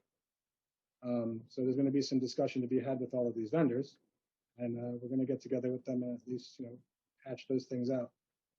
Okay, because like I said before, the RFP says that it's for a term of a 1 year contract with the city's option for 2 additional 1 years. Right, with a maximum term of 1 year. Well, that's not. So 1 year could be month to month. 1 year could be 6 months. It could be 3 months. So it's not a contract. It's not a calendar year then. We don't have a contract yet, is what I'm saying. So it's not a calendar year. From a start date, a definitive start date and a definitive end date as a year. That's something that we have to negotiate and discuss. Okay, thank you. No problem. Okay. And who's next, Dave? Roy Lester. Okay. Roy, you're unmuted. Go ahead. Okay. I guess when you guys first took over, or when you were running, you were talking about putting the decisions back in the hands of the city council. And not that I don't have faith in Donna, I have a ton of faith in Donna. But I don't understand now why you would allow something like this, where we're talking about 5 different contracts, all to be negotiated and entered into. I can understand the negotiations, but you guys have no say in this. And that's basically why you were elected, not to pass the decisions on to somebody else, to make these decisions. And nobody's going to know anything about these contracts. Nobody's going to see them beforehand. They're just going to be, the city's going to be bound by them with absolutely no disclosure. Why? Well, that just doesn't sound like what you ran on. Well, first, the public doesn't see contracts before they're voted on. That what they see is that a contract is being voted on. That's A. B, as you just heard from Rich, these are sort of akin to month because there's an RFP coming out for somebody to take over operations of the ice arena. So what this is doing is this is allowing the city to have programming back in the ice arena while the contracts are being negotiated, because right now it's the kids that are paying the price for this past practice of these handshake agreements and stuff. So we're trying to make it so the kids can get back in the ice and back in the pool and get their programs going again. And why can't the city council be the ones that decide that this is a good deal or not a good deal? I mean, yes, I can understand you want to get the kids back there. I don't understand why cooking lessons have to be in the ice arena, but regardless, I understand what you're saying, but why would you guys not want to make that decision? Why would you not want any say in that decision? We're having a say in the decision with this vote. Yeah, and the decision is I'm not going to even look at it. I'm going to let somebody else make the decision. If you want to look at it that way, that's fine. We have a professional city manager that knows what she's doing and isn't following some of the past practices that gave the store away. I agree. I agree. As long as she's there, I do have faith. Thank you. I just want to mention the Cook and Learn is online. So what John just said, we needed to get this done because we're getting the kids in the ice arena. Yes, yes. But the Cook and Learn just happened to be another program that came in. But I just wanted you to know that the Cook and Learn was online. Yes, that's what it says. Yeah, that's what it says. Yeah, we're trying to get the ice arena and get the kids back in and on the ice because we had to close down for a couple of different reasons. It's just not me, it's a team, which includes Corporation Counsel and Procurement Department and also ENA. And I'm sure everybody that's been on the call knows that ENA also is going to make sure that we're doing everything in the best interest of the city. I understand what your question that you're asking, and I'm happy to say that the council has faith is that the team that we have in place now is going to make sure our I's are dotted and T's are crossed. Any other situation, it would be that we would not bring this until December for everything to be passed. And so what we're trying to do is we're trying to tell the council everything that's going on and then allow us to finish all of the negotiations to make sure everything falls into place. As far as the ice arena, when the contracts, the individuals that were with the ice arena, it was month to month. And it's been known that the city is trying to get the RFP together to send out to to have someone come in and take over the ice arena. So that those contracts are really month to month. And I believe they were ending in April as well. We have been really working hard on making sure this new ice arena RFP goes out is proper, as well as taking into consideration some project work that we had already received grant money for that we also complete that. So Roy, again, thank you for your faith and know that, and I'm happy that the council has the faith in us and that we're not trying to do anything with contracts that would hurt the city at all. I know you wouldn't.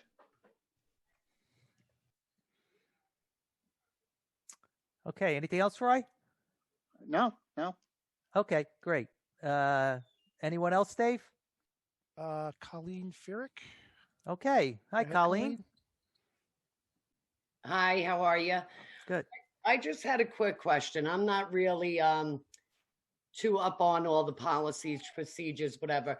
How long does this usually take, though, to get it in place? My son's used to being on the ice like 7 days a week. He's really suffering without it. I know that they just opened up for the sticks and pucks and different things, but I'm just curious, like, how long does this usually take? I'm gonna let Donna, but I'm guessing once this is passed, it's. If this is passed tonight, things will go back into place starting tomorrow. So it depends on how long it takes those individual companies to get back up and running.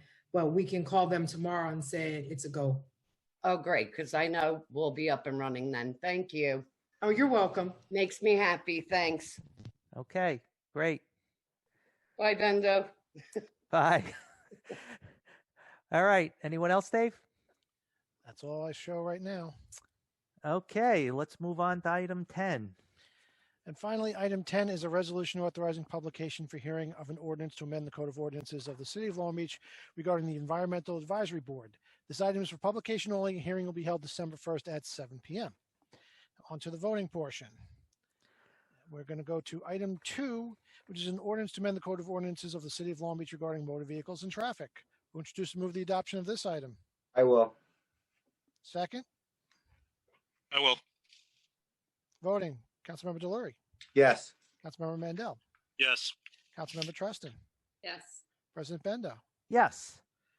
Item 4 is a resolution adopting an expenditure policy for the city of Long Beach. Who will introduce and move the adoption of this item? I will. Second, I will. voting, Councilmember Delory, Yes. Councilmember Mandel, Yes. Councilmember Treston, Yes.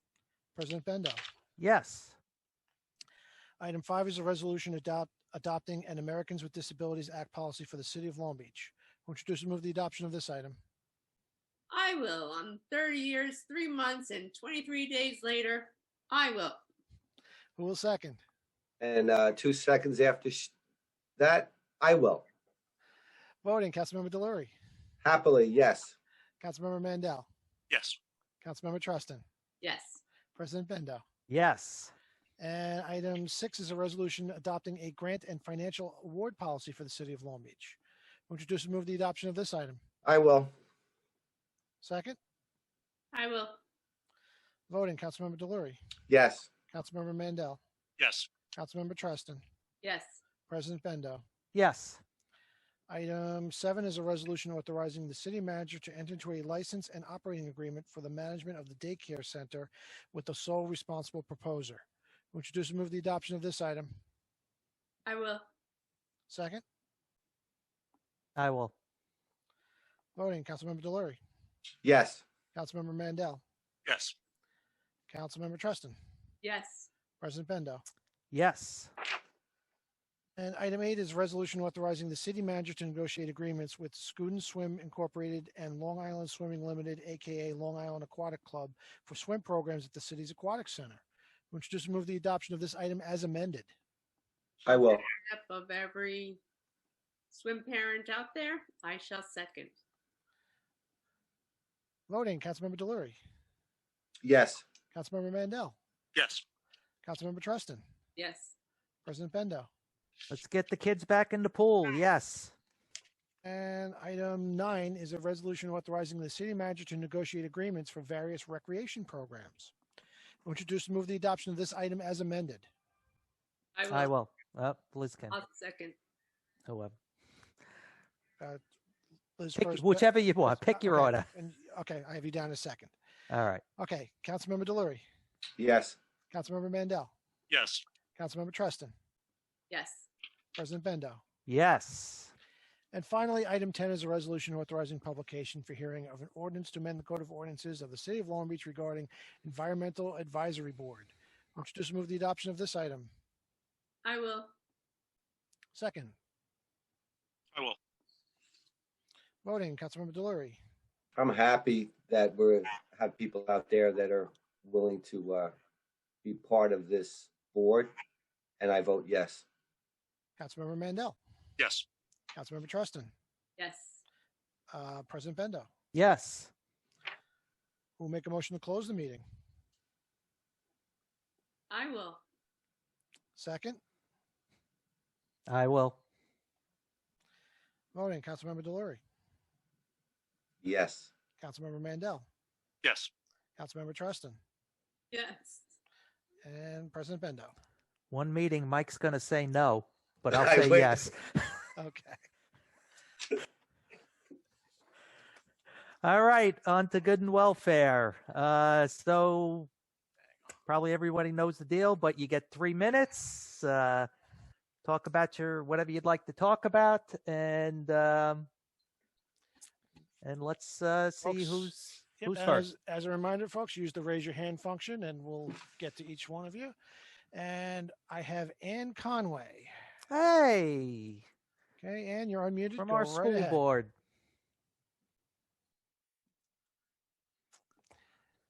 Hi, everybody. Can you hear me? It's Annie Conway. Hi, Annie. Yes. Yep. Hey, how are you? How is everybody? I just wanted to first of all, what a great meeting. It was wonderful listening to all of you, as it usually is. I don't want to take up much of your time, but I just wanted to give a big thank you to all of you. As some of you may know, on November 7th, over 20 kids from our Long Beach School District got together and they celebrated Dr. Martin Luther King's visits to Long Beach by presenting a plaque in his honor. Now, this project was presented to the City Council back in February.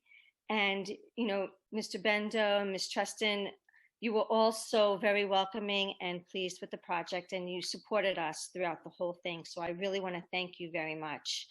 The kids worked very hard for this project.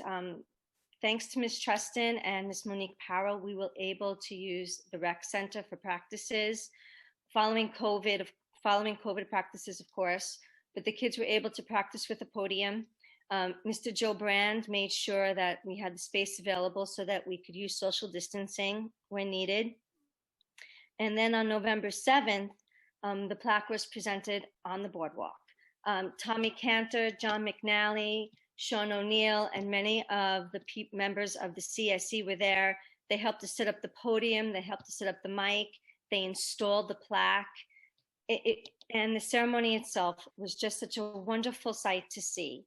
You had to see our students. They so proudly spoke in front of a crowd of so many, and they really showed their ideals of how wonderful our Long Beach community can be and how wonderful our Long Beach community already is. So I really just wanted to take the time to thank all of you so much for making this such a wonderful memory for our students. You know, Long Beach is such a community that we're all very diverse, and our pride is shown not just in our apparel, but the fact that we all work together. And this was a project where the Long Beach School District worked together with City Council, Beach to Bay, the CSC, the Concerned Citizens of North Park, the Martin Luther King Center, and just so many other, the parents. So I just really wanted to take the time to thank everybody so much for all of their hard work and dedication to this. You really gave our kids a wonderful memory. So thank you. Yeah, that's great. We could do that. I mean, I'm guessing also there's a lot of people out there that didn't even know that Martin Luther King Jr. came here to Long Beach and spoke. And so now there's something that lets people know that. So it's important, and not only just for the kids that did it, but for the kids going forward, so they have the ability to know that. Yes, John, Dr. Martin Luther King came to our city over 3 times in the 1950s and the 1960s. And there were newspaper articles, and thanks to the Long Beach Historical Society, we were able to dig them up and do the research. So now when you walk on the boardwalk, you'll be able to read about how he came to our city and he inspired so many of us. And it'll be there forever. So our youth will be able to go by and see it. The plaque is installed on Riverside. So as soon as you walk up the ramp, you can see it. And again, thank you again so much for supporting this project. Our pleasure. And if I could just take a moment just to, because we are not in City Hall and we don't have the opportunity to give out proclamations, I'd just like to mention those students that did such an incredible job. So thank you to Sean Bourne, Tyrese Byron, Tyler Koldel, Michael Contrius, Maura Conway, Zoe Conway, Oscar Deudo, Johnny Diamond, Natalia Hakazada, Shirley Hernandez, Destiny Hurt, Frankie Kelleher, Ryan Nilland, Wyatt Parker, Kelly Ryan, Elijah Rodriguez, Donia Sabomana, Hayden Sofield, and Teresa Tarantino. Thank you so much. Thank you, Ann. Thank you, Liz. Oh, and I would also like to thank Denise Ford for coming by and visiting to see the plaque, and also Miss Donna Gaydon. Thank you so much for coming by to watch the ceremony. I know that due to COVID restrictions, we couldn't have so many people, so we really appreciate the time you took to come out and see them. All right. Thanks, Annie. Thank you. All right. Who's next, Dave? Okay, next is Roy Lester. Okay. Welcome back. Thanks. Annie, it's great you being here. Thank you. And you're doing a great job. Listen, I listened to Robert talk about the Haberman thing, and I've been talking to you guys about it for 3 years.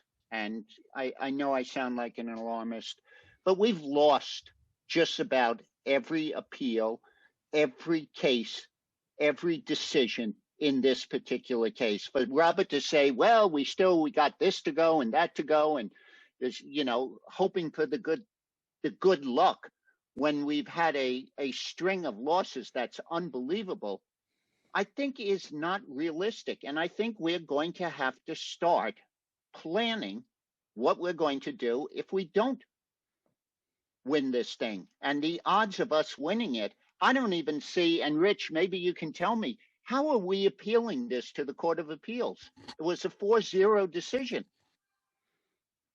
And it was a decision a couple years ago. And he says we still can appeal it? Rich, is that true? Well, there are some theories upon which we can appeal, yes. Basically, I mean, listen, Bob's, you know what Bob's role is. Bob, he's outside counsel. He's a litigator. He's here to represent the city's interests. I understand you said you don't want to be an alarmist. I get it. Like, this is something that's been looming over the city. We have full faith in Bob that he's going to, argue as best he can, But he lost it for us before. I mean, didn't he? Wasn't he the attorney? For which? Go I'm ahead. sorry. I mean, wasn't he the attorney arguing it in front of the appellate division? Yeah, I believe he came before the city council last time with an appeal. Might have been on the iStar matter though. I'm not 100% sure. No. I might have my wires crossed. I don't have the entire history of the case before me, but I think, it's a damages inquest, and as an attorney, I think you live and die day by day in litigation. So Bob's just trying to do the best he can for the city and try to see if we can come out of this, in a good way. I know what he's trying to do, Rich. What I'm asking is it realistic? Do you see, I know litigation can always go different ways, but you know what? When you've lost 4-5 times and you don't even have, as far as I know, we don't have an appeal to the Court of Appeals, we're stuck with the decision. And now it's just a matter of how much. Correct me if I'm wrong, please, because that's how I read it. No, I mean, listen, you're reading it, right? I can't really comment on,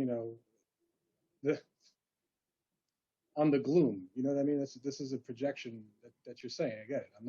I'm not in a position to comment on the litigation and what our steps are in the appeal, because I haven't evaluated the appeal to the Court of Appeals. So I couldn't tell you at this point. But what I'm saying is, if we're facing this, don't you think we should start planning something, start having some sort of contingency plan? Sure, yeah. Well, why aren't we? We never even discuss it. It's like it doesn't exist. Well, for 3 years. What do you mean by contingency plan? Just so lay it out for me, Roy. Well, I don't know. I mean, I know what it would cost if we had to, let's say we had to bond $100 million. We did that in the school board. It cost everybody some money, but we used it to build things. Is it possible? Yeah. Could the city survive it? It would be tough. We also have the option of bankruptcy. The question is, how much do we have in assets? And what could we afford to give up? There are different things we could do, but so far, every time it's been mentioned, it's like, COVID, it's a fake thing.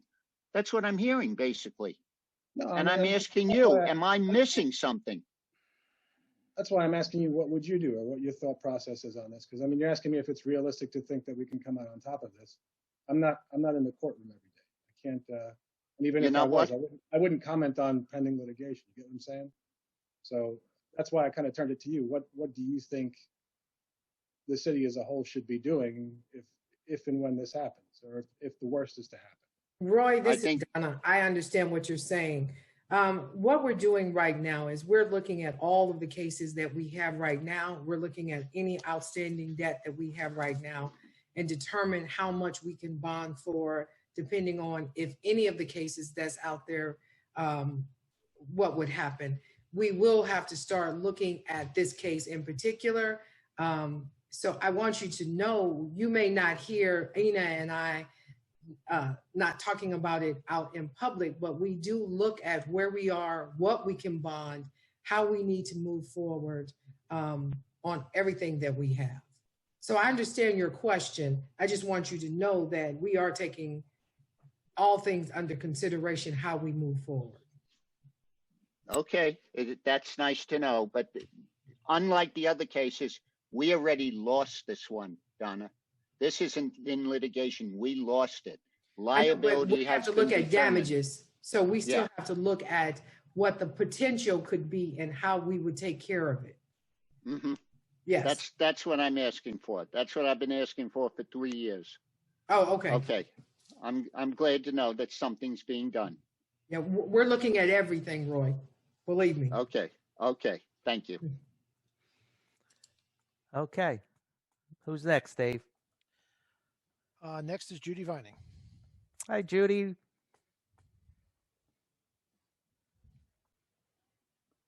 Judy, go ahead. Unmute yourself. Okay, I unmuted. Just quick. First of all, I'm thrilled and excited to be on the Public Safety Commission board. I think that LongBeachCOA really deserves a place or a voice at least there. And for a while I'm part of LongBeachCOA, that's who it'll be. But in terms of that, thank you. My other question is more procedural. We have ordinances and we have legislation that really needs to be discussed and can't be discussed in 3 minutes public, comments. We have to sit down, we have to work, and how do we do that?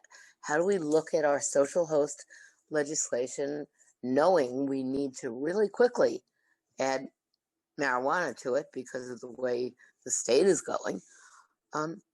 What would be the process you guys suggest? Because 3 minutes of good and welfare doesn't do it. So what I would suggest, and not that I want to put more things on her plate, but would be to make an appointment to meet with the city manager to discuss it. no, we have met, but it's really a procedural question, I think, for the council, because the council enacts the legislation. And we've done it before. It's not a new thing at all. My question is, where do we find a place or a way of sitting and talking and hashing it out? Again, whether it's getting in a room or whatever, the city manager's office would arrange any meetings or anything like that.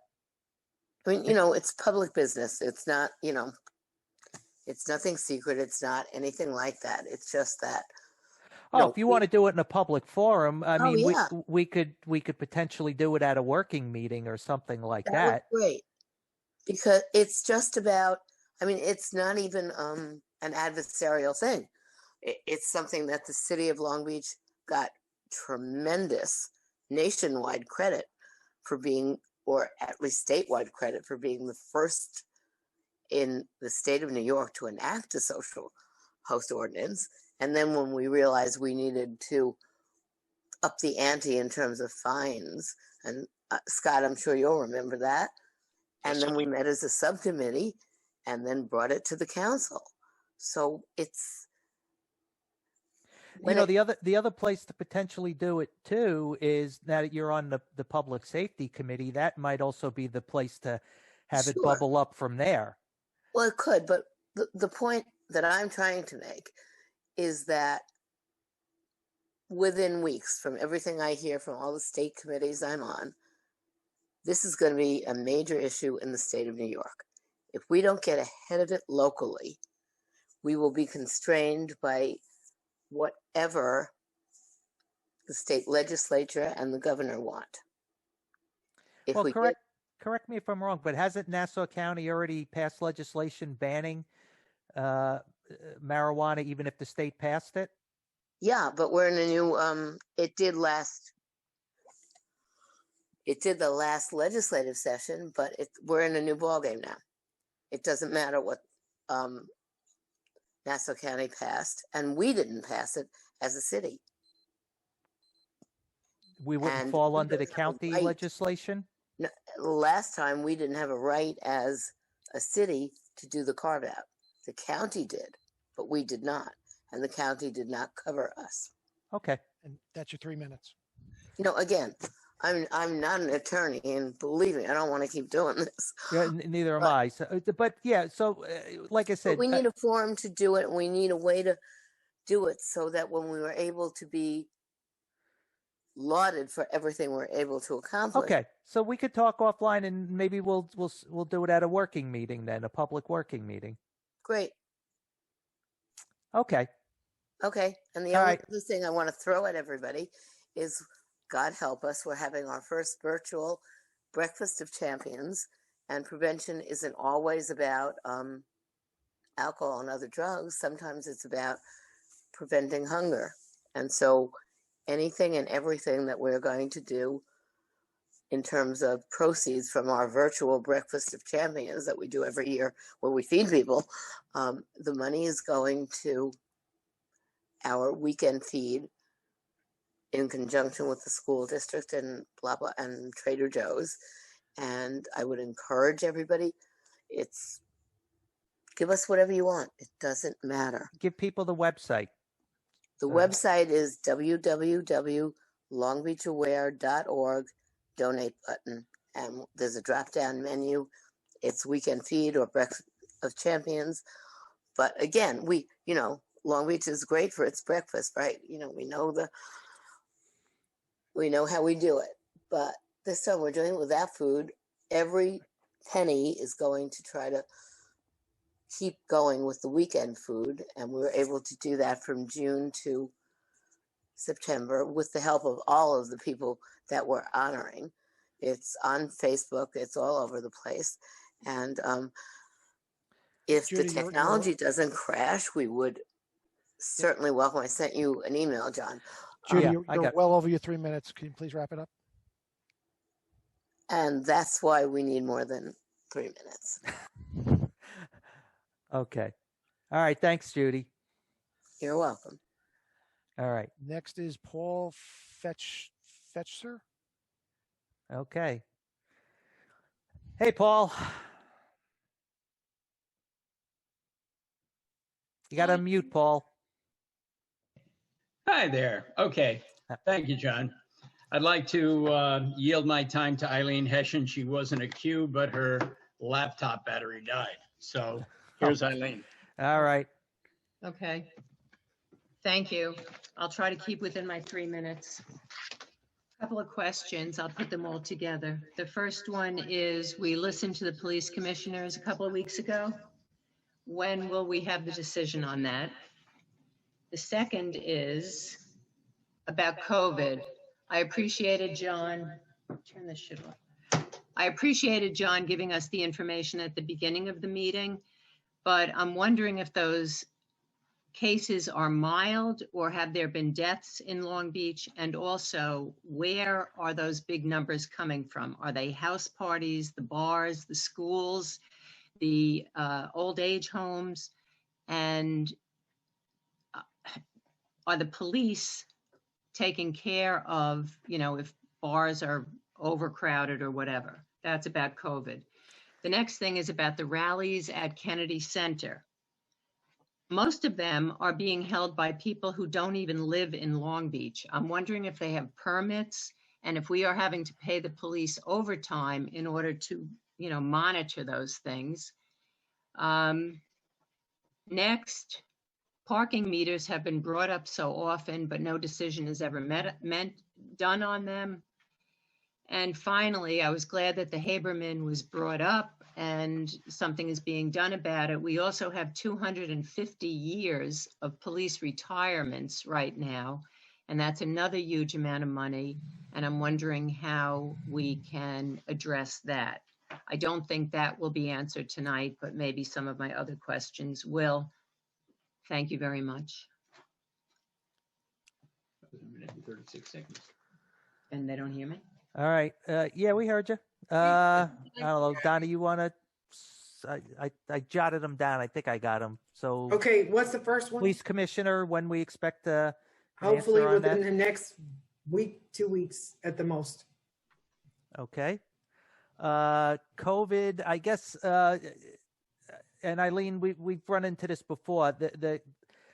That information that you're talking about, which a lot of it is where is it occurring and the severity and things like that, that's data that the county Department of Health collects. They do not share that with the city.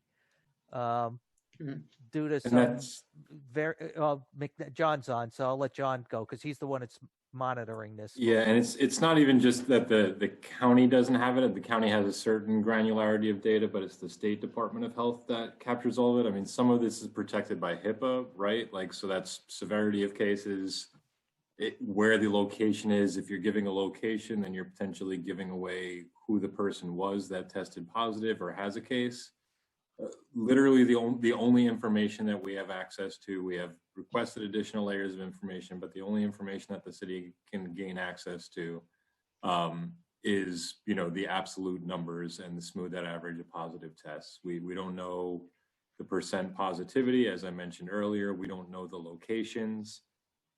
There was during the spring spike, there was confidential downloads into our first responders, so police and firefighters, you know, was a blind entry into their system. So if they responded to a house that had a known positive case, they were alerted to it, but they would not have known until they actually showed up and the system alerted to them. Even that didn't have names. It was physical addresses, and it was for their safety. But you know, in terms of severity, you know, and where we just don't have that information in terms of enforcement, our police department is absolutely enforcing it. And some of the good news is they were recently, the police department knew this, but during a recent executive order, the governor has allowed local ordinances to come in play in order for mask violation and other things. So part of the difficulty earlier on was enforcement meant issuing a violation of executive order, which is a Class B misdemeanor, which means that people are arrested and very severe, you know, financial penalties associated with it too. So now they have more flexibility in terms of what the hammer is for enforcement, and it's not so extreme, so that they can use more latitude.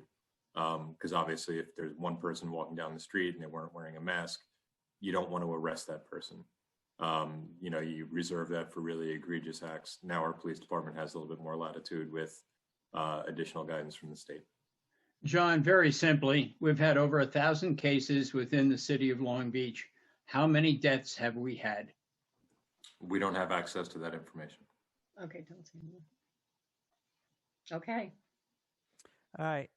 Next was about the rallies in Kennedy Center. And I guess, Eileen, you sound like it was more of a statement than a question, because you said most of them were from out of town. And are we paying for the police overtime for them? Commissioner Ragona is on. Is he still on? Yes. Okay. And there he is. I'm mute. Hi, how are you? Hi, Phil. Yeah, so we've been monitoring all the rallies we've had in Kennedy Plaza, and we're doing with on-duty police officers. So there has been no overtime. We had one today, actually, that we monitored and we were at, but we've done it without incurring any cost, and there's been really no disruption to the city. We've allowed people to verbalize what they want to say and exercise their constitutional rights, but at the end of the day, it hasn't cost the city any money as far as police overtime. If I may, I had to leave my office tonight because of loudspeakers. They were talking about buttholes and cheers of 4 more years, that I had to leave my office. I would consider that a disruption. That was shortly after about 5:05 this evening. Yeah, I was there at 5:05, and there were probably about 15 people there, and they did speak, and they were rallying with flags, but it was not disruptive.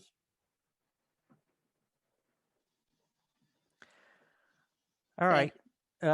Next was about parking meters, and we can probably blame that on Mike Delory because he likes parking meters. But John and Ina can update where we are with parking meters. So that's what Ian and I sat down with our existing parking consultant to review some of the numbers. We requested additional information, both in terms of, backing up the data that he used to base his assumptions on for what the pro forma would be for installation of parking meters in our central business district. So we're continuing down the process and we're evaluating it. It's been discussed for 20 or 30 years. We've been at this for about 6 months, so a little bit of patience, but we continue to pursue it. Okay. And the last two, Eileen, I don't know if I got a question out of her, for you just more expressing concern about Haberman and all the police retirements, the potential financial implication. Is that what you were? Yes, I'm concerned about that. Yes. Okay. I mean, I don't know what to say. I mean, our police officers deserve their retirement, but I don't know how we can sustain it. Well, we do have, obviously the police officers retiring now, or like you said, they're entitled to what they're entitled to. The police arbitration that was just the binding arbitration that just went through does put a cap on what retiring police officers can get going forward. What was the effective date on that, Rich? Federal retiring. I think what you're referring to is the cap applies if it won't apply if they leave on or before a certain date. So they basically It was on it before the end of the year, right, or something like that, or was it December? Sometime in December. I forget the exact date, but the arbitration award essentially says that the cap applies prospectively, but if officers leave and put their papers for retirement in before a certain time, they're entitled to their other payout, right? Their original payout. I think it was in December, but so there's a date before the end of the year that after that point, the police retirement, the amount they're allowed to get paid out is capped at $275,000, which if you follow, which I know you do, Eileen, the police retirement, that's significantly lower than what many of them get. So that's the cap now. So the idea is that I assume the incentive was, the idea was not to let people build up huge amounts of vacation that exceed the contracted amount and comp time and other things, and keep people within the limits that they're supposed to be kept in. Also, the ones that are retiring now, they receive their payouts over years. It's not all at one time. Correct. Yeah, they are spread out now. Just to finish up, thank you very much for all those answers. My pet peeve is Hal, but still is a dangerous area over there with broken glass and so forth. And I hope that we are fining the owner of the property. And also the hospital is a dangerous place, and South Nassau is building now. And I think it's really outrageous that most of our politicians have agreed with what the hospital is doing when they took all of our money and are building a bunch of doctors' offices there and destroying a neighborhood, really. So and looks like nothing is going to be done, but while they're doing the work, there are no street lights on State Street. Right. That's your time. Oh, okay. All right. Thanks, Eileen. Yep. Okay, all right, next, Dave. Brendan Healy. Oh, hey, Brendan. Oh, wait a minute. I'm having a technical issue here. Hang on 1 second. Okay. Brendan, I'm going to have to bring you up to the panel because you're using an older version. So let's give this a shot.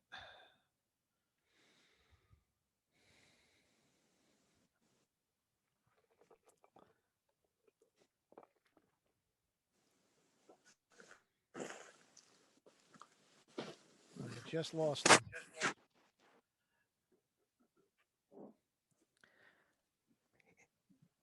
You lost him? I lost him. I promoted him, and I guess he it looks like he dropped off. Hang on. I may have his number. I might be able to text him.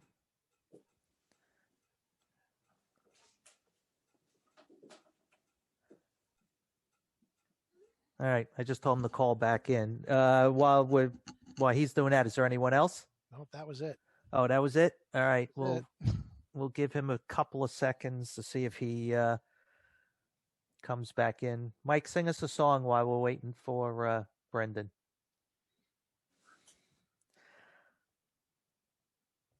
And You're muted, Mike.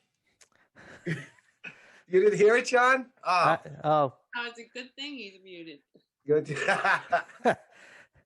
all right. I mean, I guess I can give Brendan a call and find out what it was, because it doesn't look like he's coming back in. Yeah, I don't see him showing up on any list. Okay. Well, I do have no. Oh, wait. He just texted me back. He says he's coming in now. All right. I do have another hand in the meantime. Deborah Marino. Okay. Go ahead, Deborah. Hi, Deborah. Hi. Hi. Hi. Can you hear me? Yes, we can. Okay. Well, thank you guys. This is my first meeting I've gone to. So welcome. It's been very enlightening. Thank you.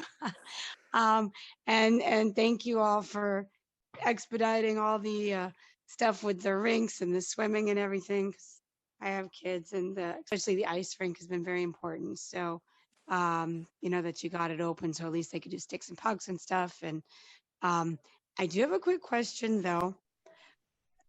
I don't know if I heard it wrong or I just didn't understand it. The RF, like the bidding stuff, is that again occurring in April? I think you're referring to the other RFP that's going out for the ice arena. And Rich, I don't know if you want to explain that one. Right. And is that also for the swimming, not just the rink? No. That's just for the ice arena. Oh, Right. okay. President Benda, you hit the nail on the head. So, Ms. Marino, this is essentially an RFP, or request for proposals, that will be forthcoming regarding the operation of the ice arena only. And that's to come in the future. It doesn't have to do with the. Oh, okay. Now, so every April, this is a common thing, or this is just this year because of COVID, or?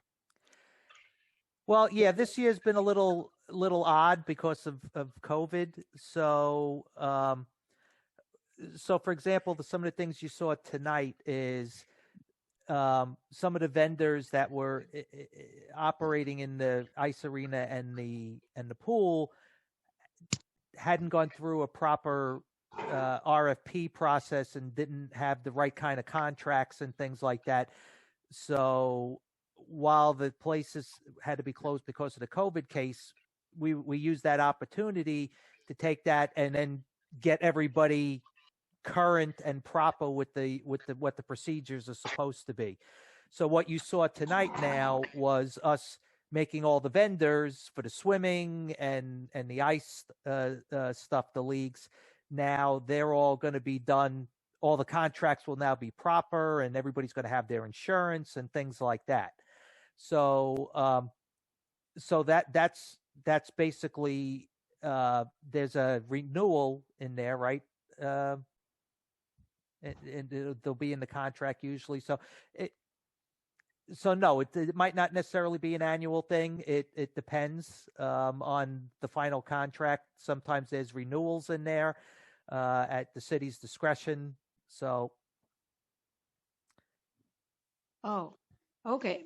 Just curiosity, how come it's just on the rink and not for swimming or anything else? So the separate one is the ice arena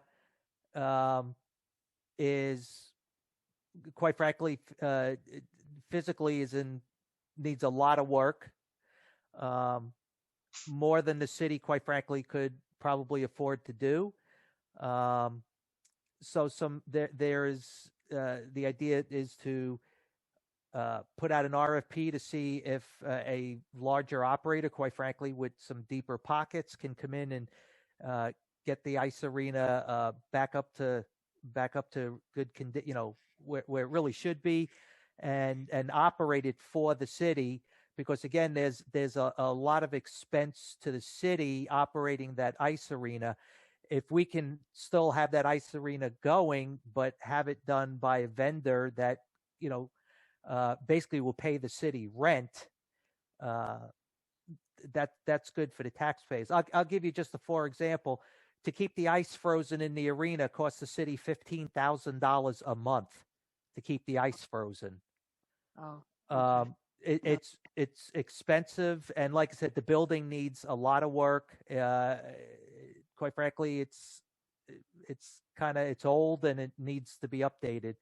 So if we can get somebody that operates other ice arenas to come in and take over operating it and do some of the upgrades that are needed and run some good programs, it's a win-win for everyone. So the current status doesn't meet the $15,000 rent each month?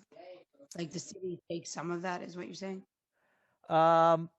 Actually, Rich, man, I don't know what the current, the various hockey leagues and stuff pay for rent and things like that. I don't have that information. I'm just saying it's the ice arena, from my understanding, and Ian is still here. I think the ice arena generally runs at a loss for the city. So the idea is to get the ice arena, keep it running, but hopefully with somebody that can run it more, I don't know if business-like is the term, but at least can run it properly and it's not a loss to the city. Would there ever be a time where it just then closes and the teams and all the kids don't get to use it for teams? We hope not. We certainly would not like to see that happen. Mr. Bender, would you like me to jump in on this? Sure, Joe, if you got info. Sure.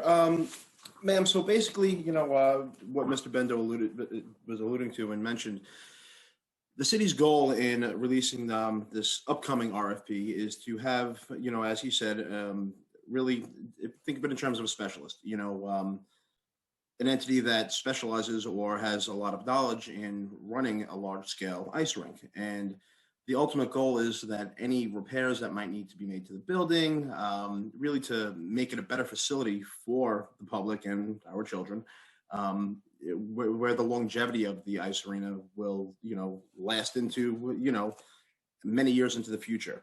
With respect to what you said earlier about, the swimming and whatnot and some of the other RFPs, I'm not sure if you were maybe confusing the difference between just the ice arena RFP, which will be, we're in the process of finalizing and working out all the terms of that, as opposed to some of the recreational activities where, as Donna had mentioned before, being that those were approved, we will be in touch with people, this week in order to finalize some of the smaller recreational contracts, as opposed to the ice arena, which is such a vast undertaking.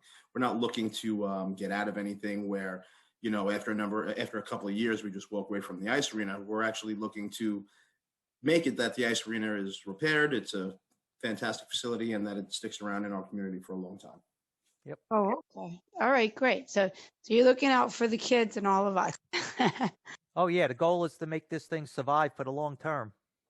Good. And short term, well, we're looking for the long term. Right. Okay, good. All right, excellent. Well, thank you so much. All right, have a good night. And I say Mr. Healy is back. Can you guys hear me now? Yes, we can. Okay. Hey, sorry about that. So a couple things. I just wanted to, first of all, as now I guess a member of the Public Safety Commission, I just want to thank Donna and Gina Guma specifically. I know there was a lot of work that went into getting these boards and commissions up and running, and obviously going through the interview process. It was very thorough and also what I think very thoughtful. So just want to make that comment and say thank you very much for putting that together. I know there's a ton of work, and I'm very happy as a resident to see these commissions and boards and advisory groups back up and running. Thanks. So that was my first part. I have one quick item. Well, maybe it's not quick, but now this is West End Neighbors Civic Association. I'm going to shift gears quickly. So as many of you know, West End Neighbors, we work with licensed establishments in the West End, anyone holding an SLA license, renewals, permits, etc. So 3 updates for you. The first is 5 Ocean Bar and Grill. That's on the corner of New York Avenue over by the boardwalk there. They are going to be going in front of the State Liquor Authority full board, and that's going to happen on December 8th. And public comment has to be back to the SLA by December 4th. We've been working with that applicant for several months now. We've heard a lot of comment and feedback from the residents at 780 West Broadway, not because they're so concerned about the establishment having a full liquor license, but because they're concerned about the establishment creating noise that impacts the quality of life in that building. Again, we are working with the establishment right now, hoping to come to an agreement before December 8th. But if not, we'll provide comment as we do to the Liquor Authority and ask for certain stipulations regarding noise, hours of operation, that sort of thing. Second update is Long Beach Culinary Concepts. This is the Ugly Duckling over on West Beach Street. We've received a lot of questions and comments around this establishment. The Liquor Authority approved their most recent license, adopted the stipulations that were agreed to by the West End Neighbors as well as the applicant. However, in their initial application, the applicant did not request the use of a DJ. So what's happened is they went back in front of the SLA for reconsideration. Long and the short of it is they were not granted use of a DJ. It looks like they will not be able to have a DJ until the State Liquor Authority approves their application or reviews it again, which probably won't happen until next summer. And last but not least is the cafe, which used to be formerly Island Time, across from Mio Posto on the corner of West Beach and New York Avenue. They applied for a beer, wine, and cider permit. We met with them as well. Good dialogue, conversation with the community. They are now asking for a full liquor license, and we are in discussion with them. But again, we're seeking comment from the community. So if anybody has any comments, please send it to westendresidents@hotmail.com, westendresidents@hotmail.com. All right. And perfect. That is your time. Oh, great. All right. Thanks, Brendan. Thank you. All right. Was that it, Dave? Or... That's it. All right, everyone. Thanks for joining us. Appreciate it. And everyone have a good night and a great Thanksgiving. Wear your mask. And wear your masks. And good night. Stay safe. use them properly. Okay. And good night. Good night, everyone.